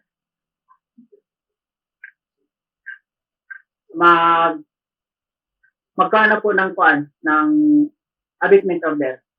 Hindi na. Tapos na nga so abatement order eh. Tapos na. Ano na? Closure na baga o. Ayan o. Effect continuous posting of the signage and by the way, sala na inihaba ko na yan, recommend to the RD issuance of closure. Dahil naman kita ma-recommend sa RD kasi ang authority baga, gabos na kay Fire Marshal. So, effect continuous posting of the signage and recommend issuance of closure order to the Fire Marshal. Okay? So, yan ang so yung section 13.004 na nasa Fire Code, yan flowchart na yan. Yan ang laog. Okay? Malinaw po, mga kaiba? Yes, sir. Iyan man sana ang process. Baguhon tabi inindo ining sa dulo ha, ining last box ha, dahil naman kita ma-recommend kay RD. Everybody, please listen. We are not going to recommend to the RD anymore yung issuance of closure order ha. It is now the city or municipal fire marshal which has the authority to issue closure order. Okay? That is pursuant to section 13.003. Okay? The municipal or city fire marshal will already issue the closure order. Now, if during your re-inspection, di ba, how many re-inspections did you conducted hanggang nakarating ka sa closure? You have 3 re-inspections, di ba? Kung balikan ta sa flowchart, you have 3 re-inspections. 1, 2, 3. Okay? During these re-inspections, if initial compliance is effected by the owner, okay, we can accept affidavit of undertaking. No? We can accept affidavit of undertaking. Kung kayang i-comply kang owner so violations, na? For valid reasons, ha? For valid reasons. O halimbawa, sabi mo, no automatic fire suppression system or no sprinkler system. And you gave them a grace period of 15 days. Unfortunately, in reality, it is really impossible for you to comply with the sprinkler system for 15 days. Diba? Can you comply with sprinkler system for a period of 15 days? I think that is impossible. So, even if the owner is very much willing to comply, however, the 15 days period is not enough. So, considering that the owner is very much willing to comply and he only needs more time, then extension can be given using the affidavit of undertaking. So, pwede kang magbigay ng additional period for them to comply by accepting an affidavit of undertaking from the owner of the building, provided that there was already initial compliance. Clear po ba, mga kasama? Malinaw ba yan? So, pwede kitang Now, what is this affidavit of undertaking? Itong affidavit of undertaking is a promise, no? Is a promise by the building owner to comply. Nagpa-promise siya na ma-comply. Pero the compliance would be probably after your grace period. Kasi nga may mga rason, no? May mga rason kung bakit dahil siya makakomply tulos. So, you are justified to accept affidavit of undertaking. Please make sure that the reason is valid. So, the next question is, how long? How long should the affidavit of undertaking be? The affidavit of undertaking shall not be more than 6 months. Shall not be more than 6 months. And that 6 months may still be extended for another 6 months for valid reason again. No? Valid reason. Example, nagkaigwa ki pandemic. No? May affidavit of undertaking before kang pandemic. Biglang nagkaigwa ki pandemic. Siyempre, naputol baga sa trabaho. So, that is a valid reason for you to extend the grace period of the affidavit of undertaking. Now, again, there must be initial compliance. Now, para mahiling mo na may initial compliance, there must be a proof of the initial compliance. So, pwedeng ito, the duly executed and notarized contract of works, pwedeng duly signed and sealed proposed plans, specification and bill of materials, and then they're going to be submitted to you para mahiling nindo na igwa talagang initial compliance. Ang pignimin pong initial compliance is initial compliance on the violation. Ha? Halimbawa, there are 3 violations. There are 3 violations. No fire extinguisher, no emergency light, tapos no automatic sprinkler system. So may tulukang violation. No fire extinguisher, no emergency light, no sprinkler system. Okay. What did the owner do? Nagbakal tulos ki fire extinguisher, nagbakal tulos ki emergency light. Pero dahil pa siyang action duman sa sprinkler system. Can it be called initial compliance already? No. Dapat, ang pigururo ng taligdig initial compliance is initial compliance on the sprinkler. Not initial compliance on the other 2 violations. So, you can only accept affidavit of undertaking for extension of time to comply for the sprinkler system if there was already initial compliance for a sprinkler system. So, yan na yan. Iatas na sa kontrata, sa plano, okay? And, of course, pag ang nag-a-apply sa Indoki affidavit of undertaking ay corporation, partnership, or association, so authorized signatory dapat may authority from the corporation in the form of secretary certificate or board resolution authorizing that person to sign the affidavit of undertaking. Okay? And ito pong affidavit of undertaking is an authority or discretion given to the fire marshal. So he may approve or disapprove the application for affidavit of undertaking depending on the grounds or reason for approval or disapproval. Okay? Now, what if the owner or administrator or anybody in the building refuses to be inspected, habo magpa-inspeksyon. No? Habo magpa-inspeksyon. So, what we are going to do is, the inspector will write that fact. Isusurat niya iyan na katotohanan na yan duman sa area, sa after inspection report. I-indicate niya doon, refuse to be inspected. And then that report will be submitted to the, kanino isasubmit? Sa Chief FSS.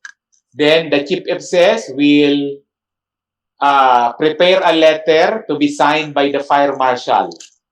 Yung letter na yon ipapadala through registered mail, and ang letter will indicate that 10 days after the receipt of that letter, magkakaroon ng actual inspection under a new inspection order.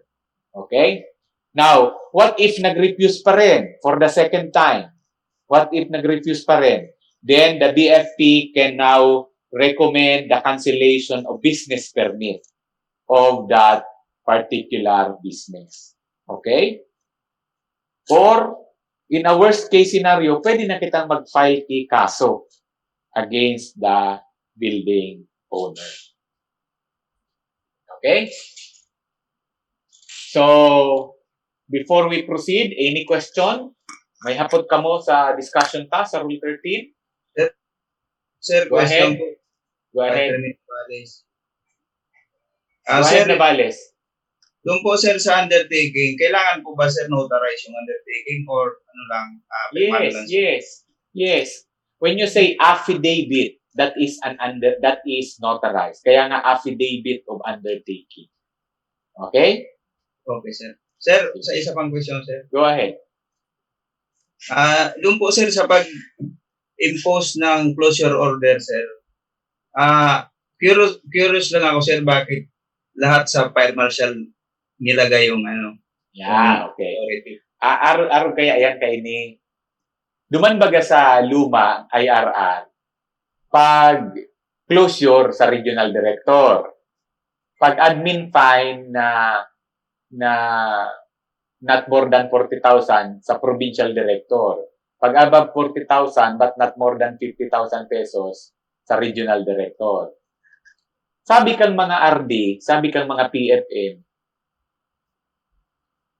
pag ganansya ngaya sa city and municipal fire marshal, pag disgrasya sa PFM niya at saka sa regional director. Ano ang ibig kong sabihin? The cases of inspection will only be elevated sa provincial level and then sa regional level pag may problema ang building. Pag walang problema ang building, yaon lang dyan niya nag-ikot-ikot sa istasyon. Fire marshal lang ang nakakaaram. Day aram kang PD, tapos kang RD. So, ngunyan, para ngaya gabos yaon duman sa city and municipal fire marshal, itao na sa indagabos ang power. Dai na sa PFM, dai na sa RD. Malaog na lang ang PFM tsaka ang RD if there are protest or appeal, which I will be discussing pag abot sa Rule 14. Sir, hindi kaya mababiolate yung hierarchy of authority, sir? There is no violation of hierarchy of authority because the authority to really administer and enforce the fire code is vested upon the chief BFP, no? Na ano yan? Na si chief BFP naman talaga, si fire chief naman talaga ang may karapatan. Pero digdi sa fire code, diniligate niya, no? Diniligate niya kung kaysay. So kung hinali niya sa RD at diniligate niya sa municipal fire marshal, kung hinali niya sa PD, diniligate niya sa municipal fire marshal, there is no violation kasi after all, power talaga ni fire chief yan. Okay? So the fact that the fire chief signed the IRR, hilingunin do sa puro, may pirma si fire chief bago inaprobahan ni Secretary Anyo. The fact that he signed the IRR is he is delegating it not to the regional director, not to the PFM, but to the municipal fire marshal or city fire marshals. Okay? Thank you, sir. Thank you po. May iba pang may hapot? Sir, tanong tabi, sir. Norman, go ahead, Norman. Sir, yung sa affidavit of undertaking natin, sir, di ba kung yung unang ano natin, sir, ano tayo na siya ng 6 months. Opo. Tapos, na-consume niya na yun, sir, next na naman na 6 months, 1 year na, sir. Yes. Paano, sir, kung di pa rin siya nag-comply dun sa 1 year na affidavit of undertaking, sir? Very good question. Very good question. Okay. Paano kung... Sandali ha. Balikan ko lang sa flowchart. Yan, big no? Kung naka-receive siya kinotice to comply, no? Kung naka-receive siya kinotice to comply, Norman, mati ako ha. Halimbawa, so affidavit of undertaking, digdi niya sinabmit sa period na siya ay tinawang kinotice to comply. Di ba sabi ka sa notice to comply, they are given a grace period. Correct, Norman? Yes, sir. Yes, sir. So, assuming, Norman, that we gave a 15 days, okay? At ang kanyang violation ay sprinkler.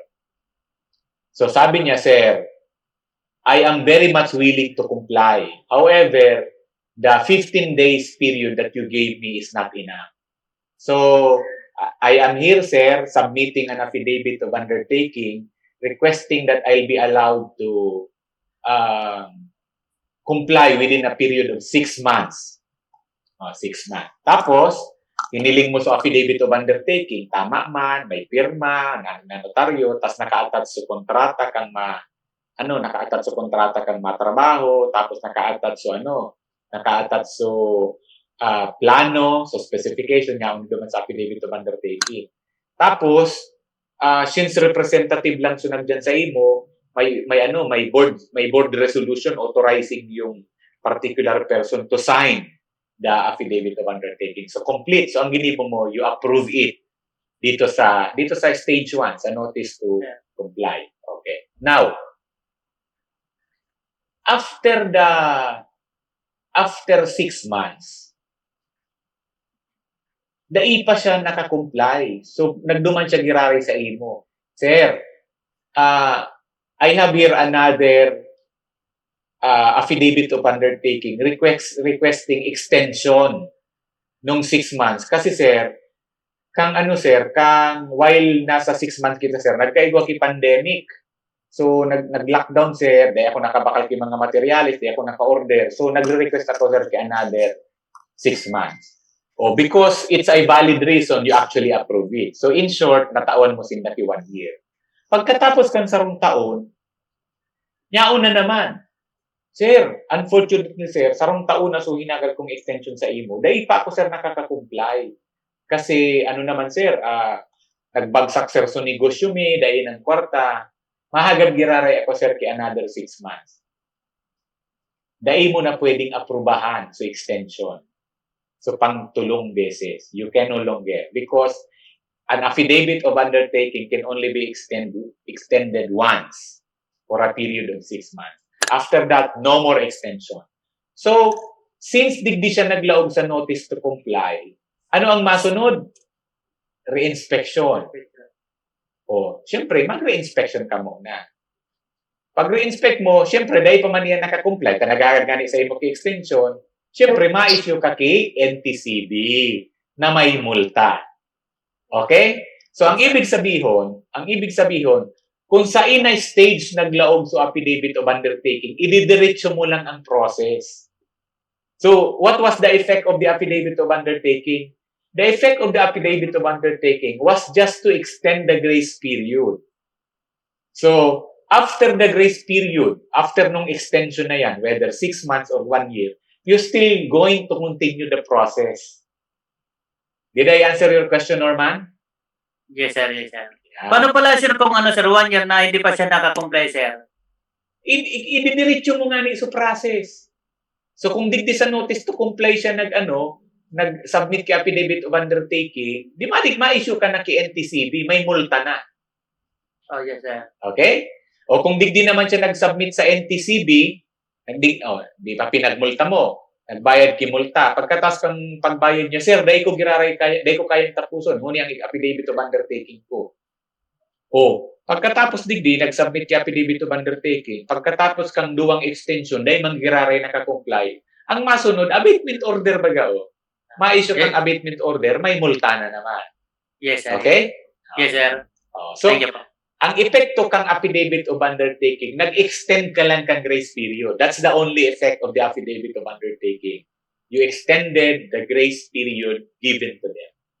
Okay? Yes, sir. Thank you po, sir. May iba pang may hapon? Question po, sir. Sir. Rivero muna, Rivero. Tapos, Istoras. Okay, Rivero sir. muna. Sir, sir, kailangan po talagang included yung the BFP is excused in any liability. That is the format that was given. No? Pero aram nindo, iyang iyang provision na yan, actually, daiman ang kigamit. Kasi aram nindo, igwang provision sa batas na yung criminal liability cannot be waived. They pwedeng i-waive ang liability. So, maski igwang arog ka iyan, pag may nahiling na problema duman sa process na may salakit ang binibo, we are still liable. Probably, pwede tang magamit iyan na provision na yan na the BFP is absolved from any liability sa civil aspect. Ibig sabihin, dahil sila pwede mag-claim damages against us. Okay? So, mas magayon manggiraray na yaon iyan na provision na yan. Okay? Okay na? Sir, makakasuhan manggiraray, sir. Makakasuhan ka manggiraray. Historias, go ahead. Istoras, go ahead. Istoras. Go ahead, Istoras.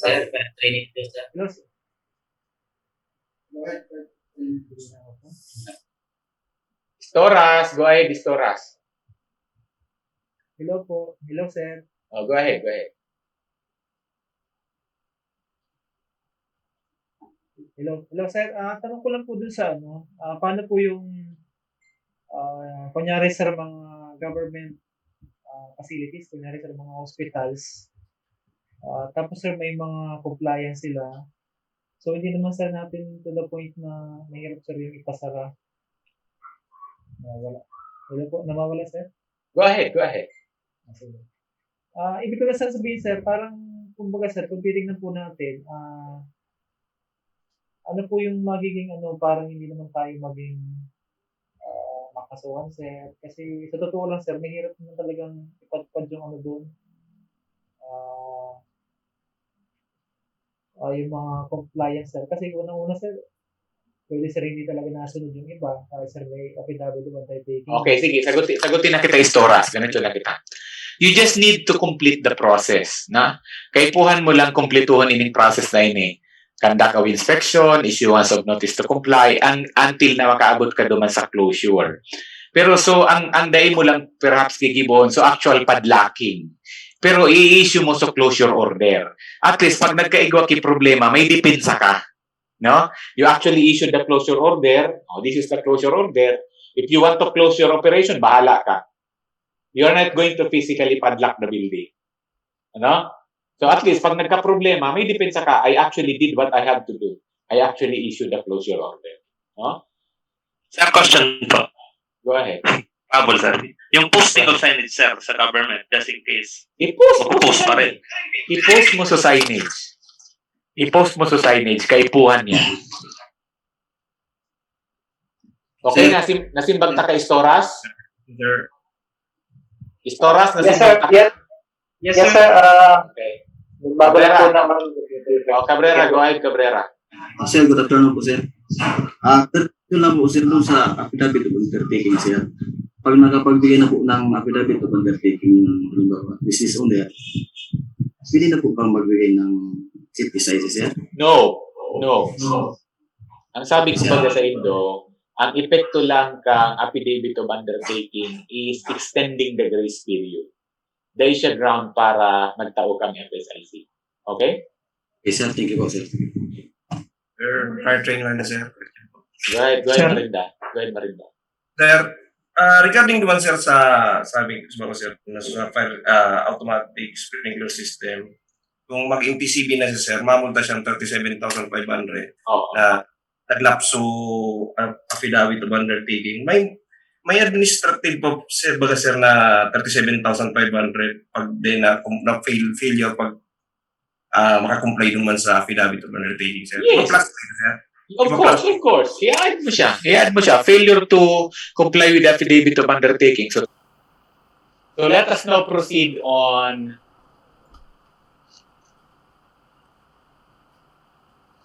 public nuisance. Public nuisance.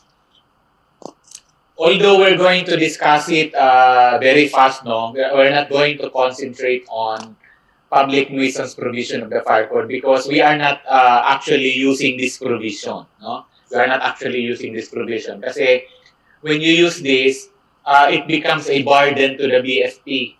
Instead na ang may burden yung owner to comply with the deficiencies, ang nangyayari dito sa public nuisance provision, if they are not able to comply, we will be the ones who will comply for them. Wala nga tayong budget para ayusin yung sarili nating fire station. Bakit natin papakialaman pa yung mga buildings nila? Although there is this provision in the fire code that I want you to know also. Gusto ko lang maintindihan ninyo. But we're not going to discuss it very lengthily because as I have said again, this is not being used. Ako matagal-tagal na rin ako sa BFP. I have been implementing the fire code for a long time already, but we have never used this provision, yung public nuisance provision. Okay? So what is this public nuisance? Itong public nuisance, if you recall yung provision natin sa closure, sabi sa closure, there are two instances. There are two instances or three instances where you can impose closure. Number one is at the expiration of the abatement order.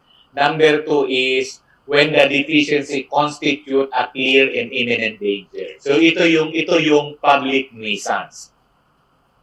We can say that a building is posing as imminent danger or clear and imminent danger to the lives and property when it has several violations. Ito yung mga violations na yan. Yan yung mga violations na yan. So, ganito yan. Any building or structure assessed as a fire trap on account of the gravity or palpability of the violation or is causing clear and present imminent danger to adjoining establishments and habitation shall be declared as public nuisance by the city municipal fire marshal having jurisdiction. So, ito, dati, ang pagdi-declare ng public nuisance was the authority of the chief BFP. So, even the declaration of a building as public nuisance is now vested upon the jurisdiction of the city municipal fire marshal. So, when is a building processes clear and present imminent danger? Ito, clear and present imminent danger shall mean absence of secondary exit or at least 5 of the following violations are committed. So, kailan siya may clear and present danger is, number 1, if it has no secondary exit or if it has 5 violations. Ano itong mga violations na to? Yan. Insufficient exit width, absence of fire-rated enclosure for main and secondary exits, swing of exit door against the flow of travel, obstructed or padlocked fire exit, absence of firewall, absence or defective fire alarm, and smoke detection system, absence or inadequate automatic battery-operated emergency light or illuminated exit signs, absence of standpipe system, automatic suppression system, absence of defective smoke management system, absence of... So, itong mga violations na to, pag may 5 ka niyan, you are considered clear and present imminent danger. No? So, pag clear and present imminent danger ang building mo, kailangan ideklara ni Fire Marshal yan as public nuisance. So, after declaration of public nuisance, ito na ngayon ang problema. No? Okay, so, by the way, this is the procedure. No? This is the procedure on how to declare a building as public nuisance. Okay?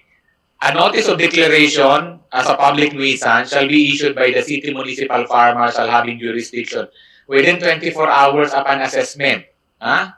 So, pagka-receive niya ng report, ng after inspection report ni Fire Safety Inspector, and nakita niya na maraming violation, re-reviewin niya ngayon yung report. Pag na-find out niya na tama yung report, within 24 hours, kailangan niya mag-serve ng notice sa owner ng building that the building is being declared as public nuisance. So pag na-declare yun ni Fire Marshal as public nuisance, it will give a time for the building owner to comply with the violations. So ano ang pagkakaiba sa ordinary? Doon sa ordinary na pinag-usapan natin sa 13.004, the first thing that the Fire Marshal will do is to issue a notice to comply. Dito, sa public nuisance, the Fire Marshal is going to issue a declaration of public nuisance to the owner. No? So yan ang pagkakaiba ng dalawa. Now,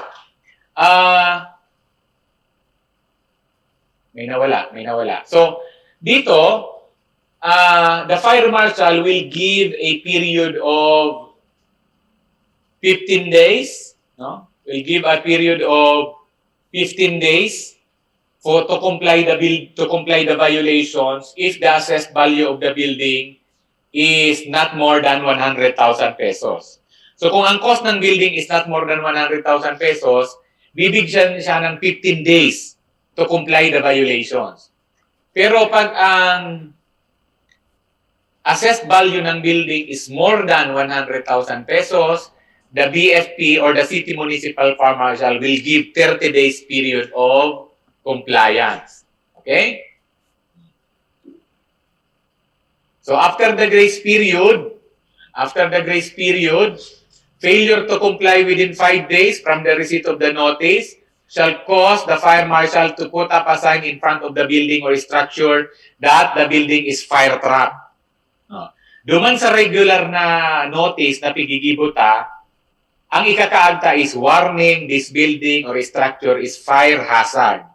Digdi naman sa public nuisance, ang ikakaagta, warning, this building or structure is a fire trap. Okay? Yan. Then, after the lapse of the said period, without the hazard being abated, a closure order shall be issued. So, ipapasara ta sa building after 15 days or 30 days. However, pag may failure yung owner to comply, if vital to the public, and their premises which are vital to the public, the BFP shall be constrained to employ corrective measures. Ito na ngayon ang problema. Dahil nga ni inaayos yung mga sadiritang fire station, magibukit ang corrective measures para maayos pag vital yung building. Halimbawa, hospital. Kaya puhan kita ang magibukang corrective measures. Dahil nga ni kita kipondo. Subject to the availability of funds. Okay? Now, let us now proceed to the penalties. Pumunta na tayo sa penalties. So, against private, by the way, itong penalty na sasabihin ko sa inyo, these are just administrative penalties. Hindi ito criminal penalty, ha? So, criminal penalty na sinabi ko sa inyo, so 6 months to 6 years imprisonment. Okay? Ito, admin penalty. So, administrative penalties, number 1 is for the owner, administrator, or occupant, or other persons responsible for the condition of the building. Pwede silang ma-fine, administrative fine of not more than 50,000 pesos, or closure of building, or both closure and fine. So these are the administrative penalties na pwede tang ma-impose for private individual, private persons. Now, sa case naman ng fire safety practitioners, na nag-violate, pwedeng administrative fine not exceeding 50,000 pesos or revocation or suspension of the certificate of competency that was given. How about for public officer? Para sa tuya, sa mga public officer, administrative penalty. Engaging in the preparation of the Fire Safety Compliance Report or FSMR, FSCCR, other willful impropriety. So, anong pwedeng mangyari? Pwedeng ang administrative fine is yan.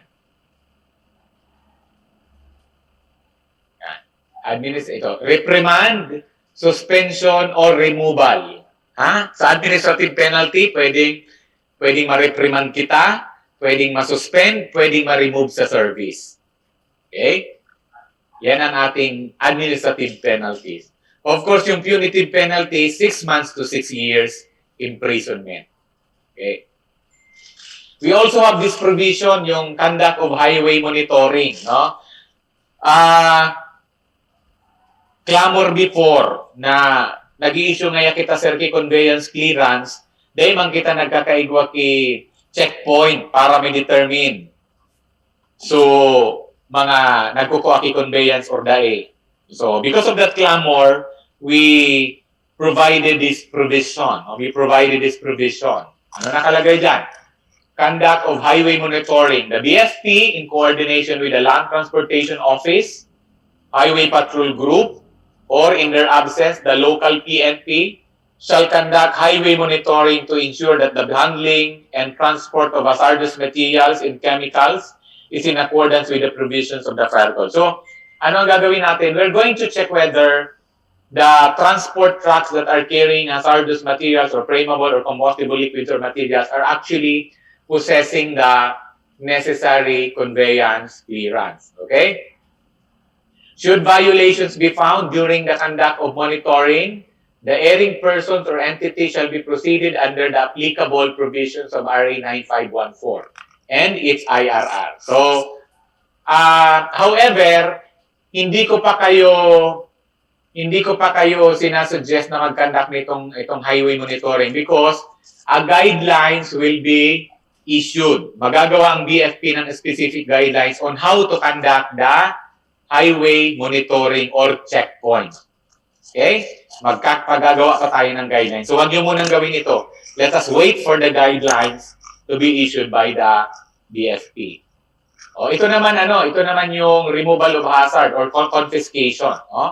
When hazardous materials and chemicals are found during the conduct of highway monitoring, regular inspection, or upon report of any concerned citizen that pose an imminent threat or danger to the residents of the building, adjoining property, or the public in general, the BFP, found practicable, take note if found practicable, shall take immediate custody of the same and turn it over to the concerned government agency. If the hazardous materials and chemicals found are flammable, though minimal in quantity or volume, they shall be deposited to the fire station concerned. It shall be released only to the owner upon compliance of the applicable provisions of RA 9514 and its IRR. This is without prejudice to the institution of legal action against the owner for violating the provisions of RA 9514 and its IRR. So ito, pwede na tayo mag-confiscate, no? Pwede na tayo mag-confiscate. However, kung practical lang on your part, halimbawa, nagkanda ka ng highway monitoring, tapos, nakita mo yung isang trailer truck, warang conveyance clearance. It is transporting flammable or combustible liquid. Pero wala ka mang space sa fire station para paradaan mo kang truck. So when you confiscate, dapat practical sa inyo. Halimbawa, maliliit na volume, pwede. Okay? So, ang purpose ng pag-confiscate is for you to ask them to comply. So kung ang reason na tatapik confiscate nindo, daiki conveyance clearance. So tama nindo ki opportunity na magkuha ki conveyance clearance. Yesterday, may question ako about where to get the conveyance clearance. And the answer was kung saan yung office ng trucking company.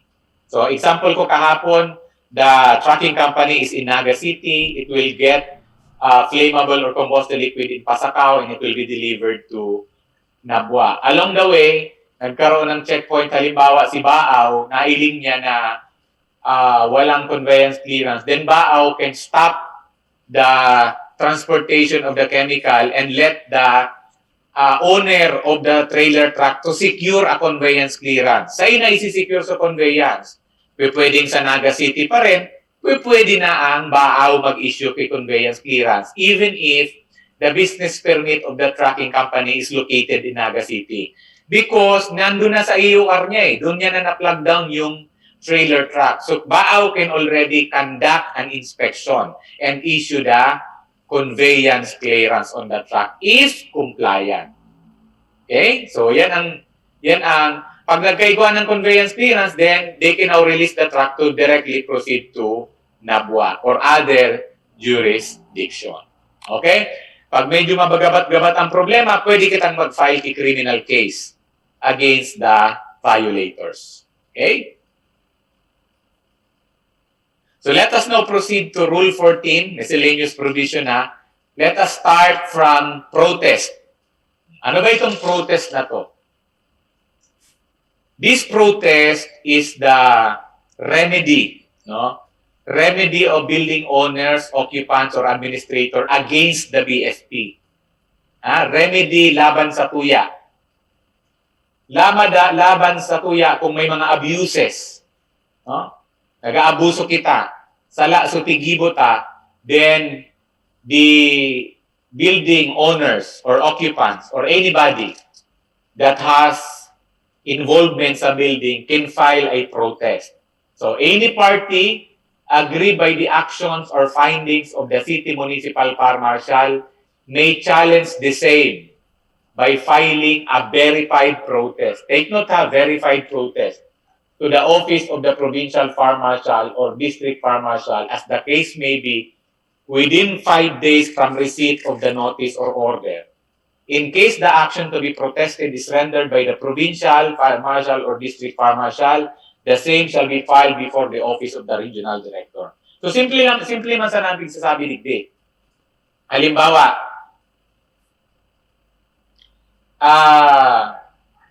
may case, this is an actual case, no? This is an actual case. Sa Iriga City, no? Sa Iriga City. Igwali di kita ga Iriga? Igwali di kita ga Iriga? Yes, sir. Si Sen sa Iriga? Sila Yosa? Yes, sir. Yan, yan. There is one specific case, no, yung Iriga. Yung fire marshal ng Iriga issued a notice to a bank, no, requiring it to provide secondary exit.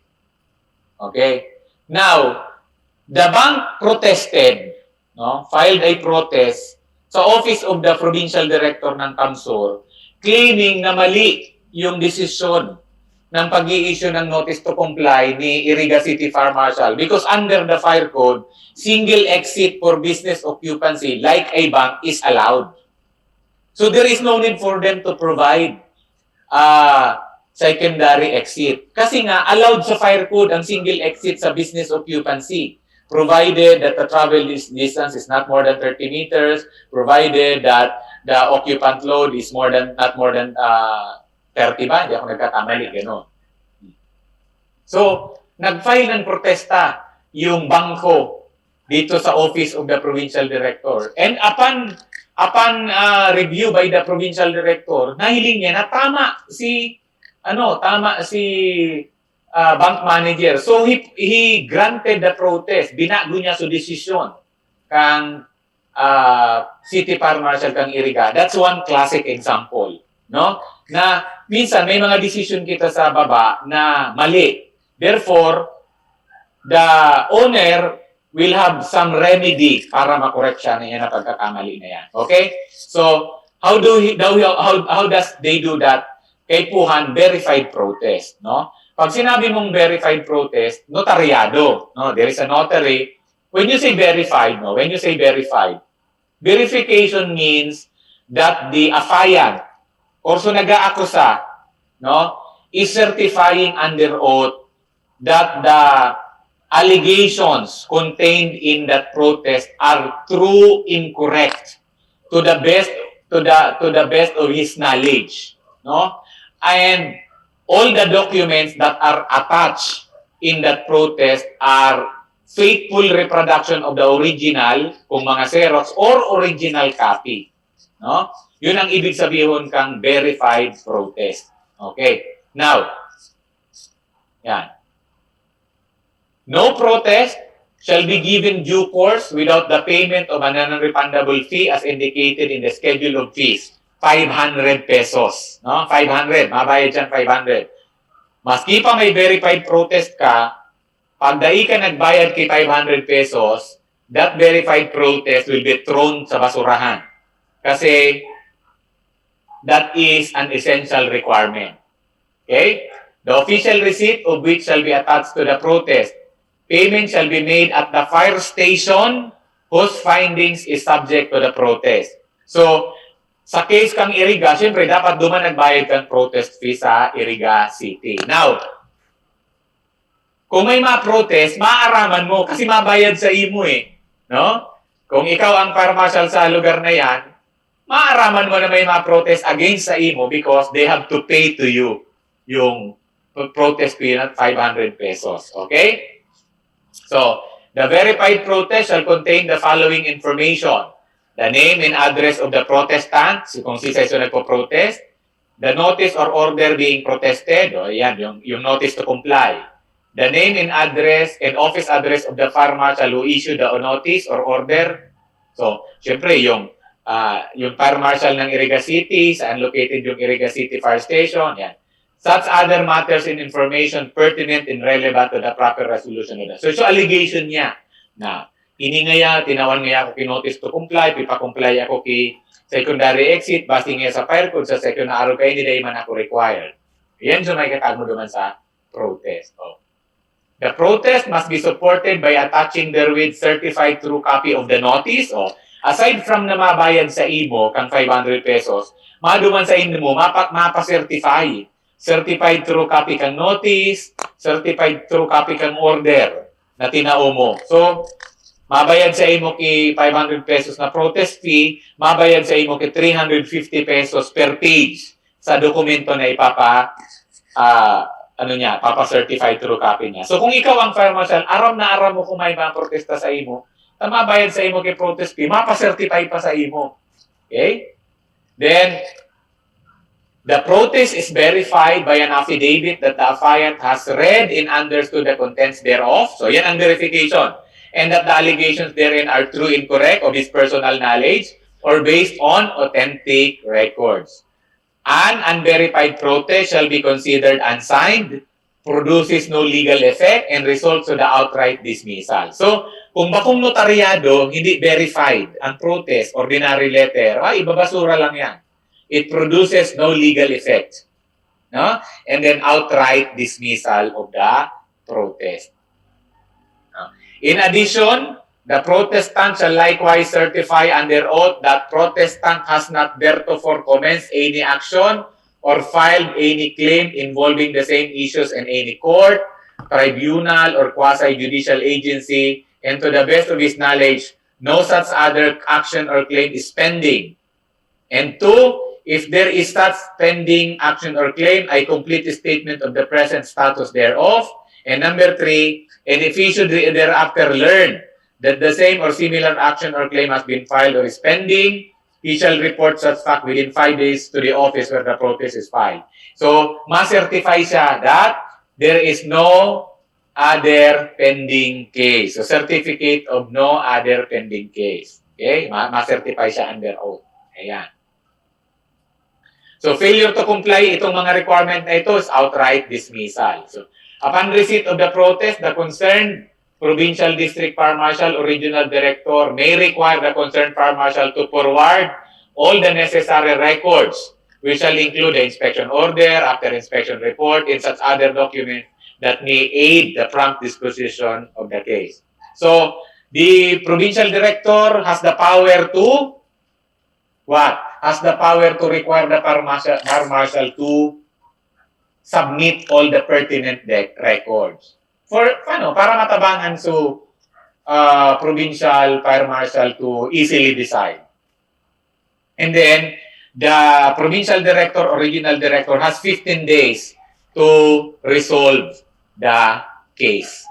Okay? So, ito yung protest. Ito yung protest. So, anong requirement? Verified protest, then proof of payment, which is 500 pesos. Ano ang laog? What are the contents? Name and address of the protestant, notice or order being protested, name and office of the fire marshal, and then such other information. Anong attachment? Official receipt, certified true copy ng order, then affidavit of and verification of non-forum shopping. Outright dismissal kung failure to comply any of the requirements. So what are considered protests? Request for reconsideration, then request for extension of time to comply. Sir, question po, sir. Go ahead. Sir, municipal fire marshal lang, sir, ang pwedeng anuhan ng protest, sir? City fire marshal din. City fire marshal din.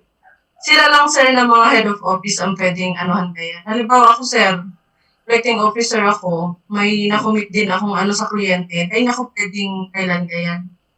Hindi, kasi kamo, mga tao lang kamo kang fire marshal. Si fire marshal, pero yung pirming na niya dyan sa panginutan. Yes, supervisor ba ganindo si fire marshal? Kaya si fire marshal pirmi ang madadali dyan. Okay, so kung nakakomit pa lang sa ng fire safety inspector sa si fire marshal ang matutulungan. Ganito kasi Evelyn, kung may nakakomit pagkakamali ang fire safety inspector, may opportunity bagang i-correct. Kaya si chief FCS, kaya nga ni-review, kaya si fire marshal. No? Ibig sabihin, kung sala si trabaho ni fire safety inspector, tapos yan ay inaprubahan ni fire marshal, that means salaman si fire marshal. So siya talaga ang responsible, di ba? Anton Dagabo, sir. Yes, sir. Yes, sir. Anton Dagabo, sir, sa fire marshal. Correct. Because the fire marshal should review and check the works of his subordinates. Di ba?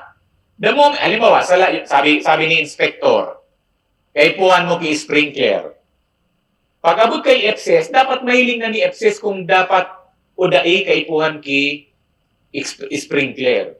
Kung dai man kaipuhan, tapos inaprubahan pa ni Chief FCS, di nagkamali na si Chief FCS. Pag abot kay Fire Marshal, iyo man. Si Fire Marshal, i-review niya man.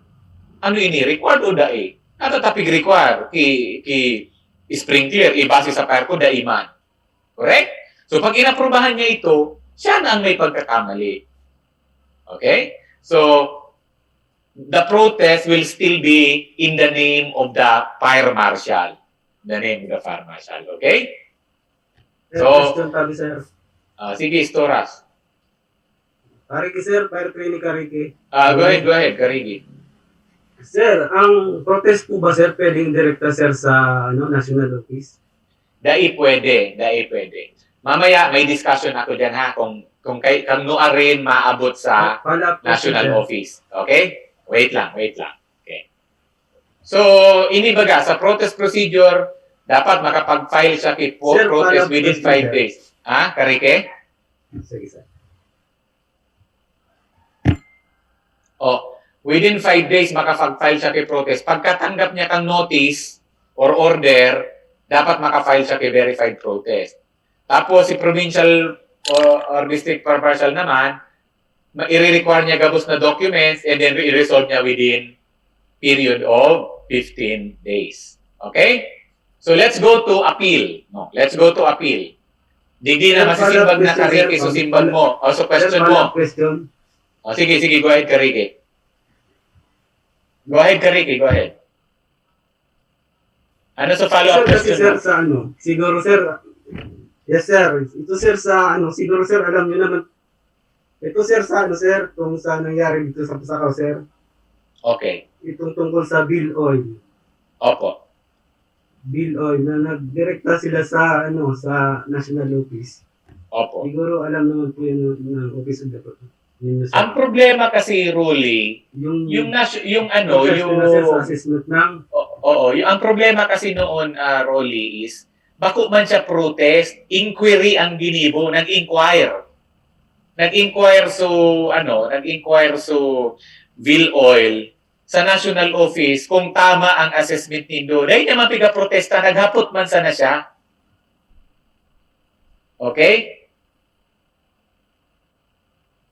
Rolly, okay na Rolly? Yes, sir. Yes, sir. Oo. Yes, sir. Okay. Copy, sir. Salamat, sir. So let us proceed on appeal. Digdi sa discussion ko, digdi sa appeal, masisimbag ko na sa question ni Rolly kung pwedeng magdiretso sa national office. Okay, ganyan.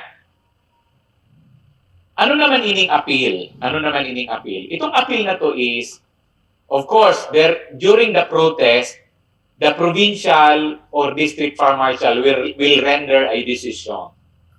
The decision may be favorable to the protestant or not favorable to the protestant. Okay. Siyempre, pag favorable to the protestant, halimbawa, so nangyari sa Iriga, so decision ni provincial director is favorable duman sa nag-protest, so tapos na ang kaso, wala nang problema. Because the city and municipal farm marshal cannot question. Take note the city municipal farm marshal cannot question the decision of the higher authority. Dahil niya pwedeng question nun. Pero si protestant, pag siya conforme, if he is not in any way satisfied with the decision of the provincial or district farm marshal, may another recourse pa siya. There is another remedy which is called appeal. Appeal. So itong appeal, this is an appeal to the decision of the protest. Appeal on the decision of the protest. Okay. So resolutions by the provincial farm marshal or district farm marshal or regional director over a protest may be challenged by filing a verified appeal. Verified na naman kanina sa protest, verified protest. Dito, nag-apila ka dahil hindi ka kontentado sa decision ni provincial, papunta ka kay regional director, verified appeal pa rin. Verified appeal to the next higher authority, again, within 5 days from the receipt of the decision or resolution appealed from. The decision of the regional director in the exercise of its appellate jurisdiction shall be final and executory, except decisions on closure order, in which case said decision may be appealed to the chief BFP, then to the secretary of DILG. So, ano ang ibig sabihin kaya? If you are not contented with the decision of the provincial farm marshal or the provincial director, you can still go to the next higher authority, which is the regional director. You're going to file a verified appeal. Okay. Now, if the regional director decides on that appeal, the decision of the regional director will now become final and executory. No? Final and executory na yun, except kung ang pinag-uusapan na kaso is closure. Ang pinag-uusapan na issue is closure. Kasi pag ang pinag-uusapan na issue ay closure, it can reach up to the level of the secretary of DILG. No? So, yung case ni Iriga is a question of whether or not a secondary exit is required. Okay? Assuming na umabot kay regional director yung issue, kung nag-decision si regional director whether it is required or not, that decision is already final and executory. Hindi na yun pwedeng umakyat kay chief BFP kasi ang pinag-uusapan natin ay hindi naman closure. Pero halimbawa, may pinapasara akong building. I am say for example, the Fire Marshal of Naga City. May pinasara akong building sa Naga. Ang ginawa ng may-ari ng building, nag-file siya ng protest sa provincial director ng Kamsur. Sabi ng provincial director ng Kamsur, tama yan, dapat kang isara. I am not contented. I am not contented with the decision of the provincial director of Kamsur. Nag-appeal pa rin ako kay RD. Sabi ni RD, tama yung decision ni City Farm Marshal, tama yung decision ni provincial director. Hindi pa rin ako satisfied. I can still go to the chief BFP. Bakit? Ang pinag-uusapan ay closure. Pag hindi pa rin ako kontentado sa decision ni chief BFP, pwede pa rin akong umakyat kay secretary of DILG. Bakit? Kasi nga ang pinag-uusapan natin ay closure. After na mag-decision si secretary doon sa issue ng closure, that decision is now final and executory. Wala ka nang pwedeng puntahan. Wala ka nang pwede. Pwede ka na ngayong Kung gusto mo pa, pwede ka na mag-file ng kaso sa korte na. No? Pero hindi ka pwedeng dumiretso sa korte. You cannot go directly to the court because your case will be dismissed for failure to exhaust administrative remedies. Okay? So yan yung appeal. Okay. Now, yung appeal will also not be given due course without payment of a non-refundable fee. Magkano yun? 1,000 pesos. So kung sa protest is 500, sa appeal is 100 pesos. Ay 1,000 pesos. Bakit tumaas? Tumaas ka na ng level eh. Yung level ng PFM, 500. Tumaas ka ng level, nag-RD ka, kaya mas mataas na yung bayad, 1,000 pesos. Okay? So the same din, kailangan may resibo, may mga attachments, tapos, the appeal shall be resolved within a period of 30 days from the receipt of the complete records of the case, except when appeal is taken to the DILG na pwedeng lumampas sa 30 days. So si RD has 30 days to resolve the protest. Okay? Or the appeal, sorry. So what is an appeal? Ang requirement niya, verified appeal, proof of payment, anong attachment, resibo, verification and certification of non-forum shopping. Final and executory ang decision ng RD except ang closure. Ayan, na-discuss na natin. So what is the effect of filing a protest or appeal? Ano ba ang effect niyan? The filing of a protest or an appeal shall in no way stay the running of the period of correction indicated in the notice to comply or abatement order or closure order, unless otherwise ordered by the higher authorities to where the protest is appealed. So, anong ibig sabihin? Even if I filed a protest to the next higher authority, yung period na nakalagay sa notice to comply or any notice for that matter is not stopped. No? Hindi yan tinitigil. Tuloy-tuloy pa rin yan na tumatakbo unless I am ordered by the higher authority to cut the period. To cut the period. So, halimbawa, ganito. Nag-issue, halimbawa ako ang halimbawa si Evelyn ang fire marshal ng Naga City. Okay. Tapos, nag-issue siya ng notice to comply sa isang building para maglagay ng sprinklers. Sabi niya, you have to comply with sprinkler system for a period of 15 days. Okay. Sabi nung may-ari ng building, bakit mo ako pinakukumply ng sprinkler? Hindi naman ako required under the fire code. So nag-protest siya ngayon sa provincial director ng Camarines Sur. Okay? Ngayon, yung protest is filed on the 5th day already. On the 5th day. Pagka-receive niya nung notice to comply. Ang nakalagay sa notice to comply, 15 days lang. Therefore, may remaining 10 days pa. May natitira pang 10 days. Okay. That 10 days will continue to move. Will continue to run. No? Unless, sabihin ni Provincial Director ng Camarines Sur, kay Naga, kay Evelyn, na, Uy, Evelyn, itigil mo muna ang period kasi pinag-aaralan ko tong kaso. Pero pag walang sinabi yung PD, hindi siya naglabas ng order na itigil ang period, up on the 16th day, which is the expiration of the grace period, si Evelyn as the fire marshal can inspect that building and if not yet complied, can impose a fine. Pwede niyang pagmultahin. Kasi hindi siya pinigilan ng provincial director eh. Hindi siya pinigilan. So, it does not in any way stay the running of the period.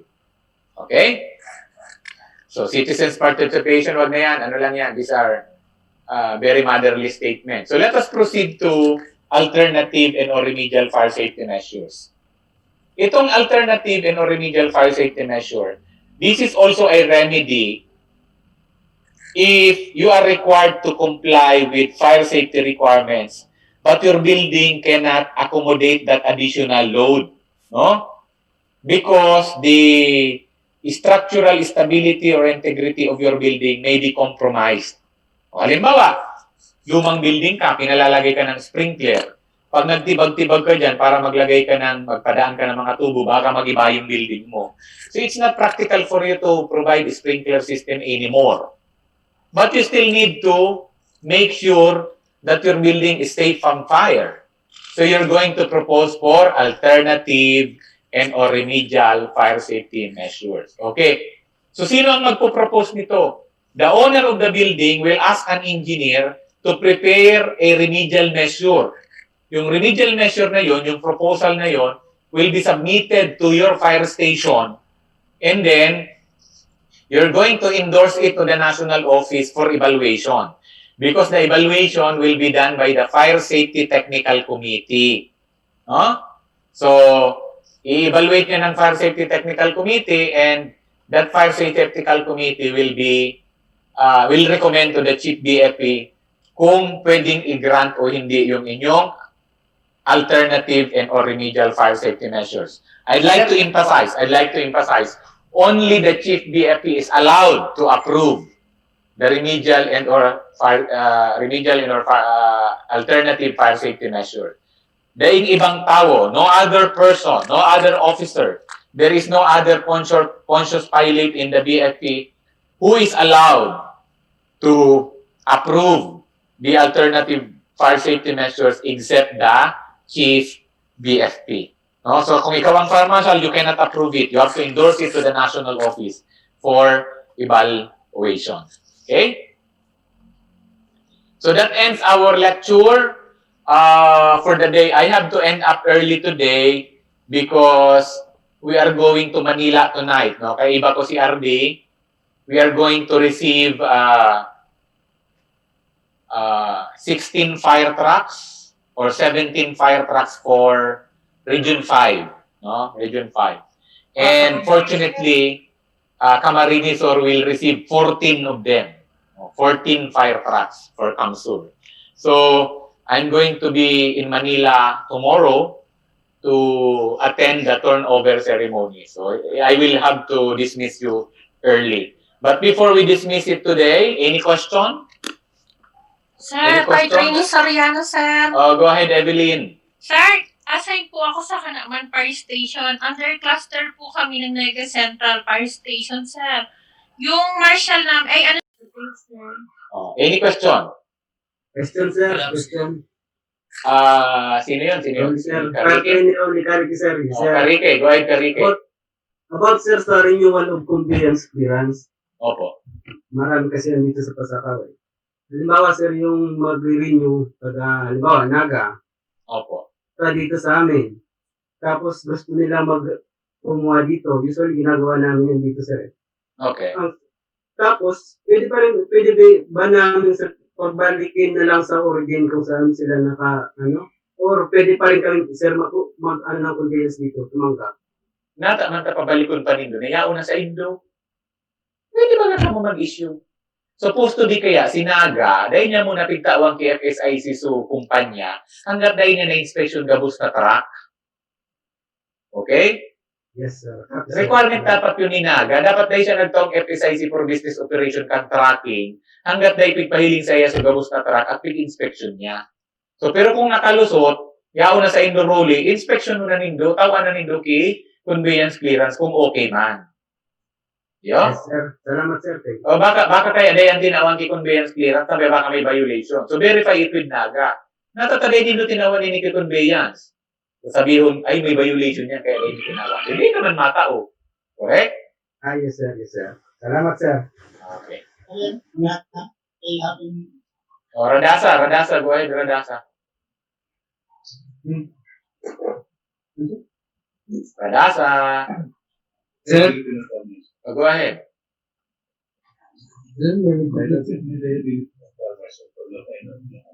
Sir, may liability bang fire marshal pag na-find out na may violation sa protest? Of course. Depende na lang yan. Sir, ano ang penalty for violation? Aron kay ni Radasa ha. Siyempre, ma-decision so provincial fire marshal. So provincial fire marshal, kung medyo mabuot-buot, para day mapahamak sa fire marshal niya, it will not touch on the liabilities. Araw kang ginibo ni Mang Duman sa Iriga. Pero kung ako ang fire marshal, itatouch ko ang liability mo. Ipapasuspindita ka sa kalukuhan mo. Hindi, karaw lang. I mean, there is always a liability for everything. No? Siyempre, sa ginibo mo, may corresponding liability yan. Depende na lang yan kay PFM or duman sa taong nagprotesta. Halimbawa si bank manager. Na-receive niya, tama pala siya. Pwede siyang mag-file kaso against duman kay fire marshal. This time, ang ma-decision, bako na sa provincial fire marshal. Pwedeng, halimbawa, ipinal niya sa kaso sa ombudsman. Ombudsman na ang ma-decision. May ebidensya na siyang kapot. Anong ebidensya niyang kapot? So, decision ni PFM, nasa laso ginibo mo. Paano mo padidipinsanan sa diri mo? Surely, ang minimum dyan, suspension. Okay? Or, pwede niyang i-file sa IAS. Pwede niyang i-file sa IAS. Bako sa ombudsman, makahirap man, bakit niya ma-dismiss sa servisyo. Sa IAS na lang, ma-file sa grave misconduct. Dismissal from the service. Serious dishonesty. Dismissal from the service. Abuse of authority, sir. Abuse of authority. Dismissal from the service pa rin. Grave abuse of discretion. Dismissal from the service pa rin.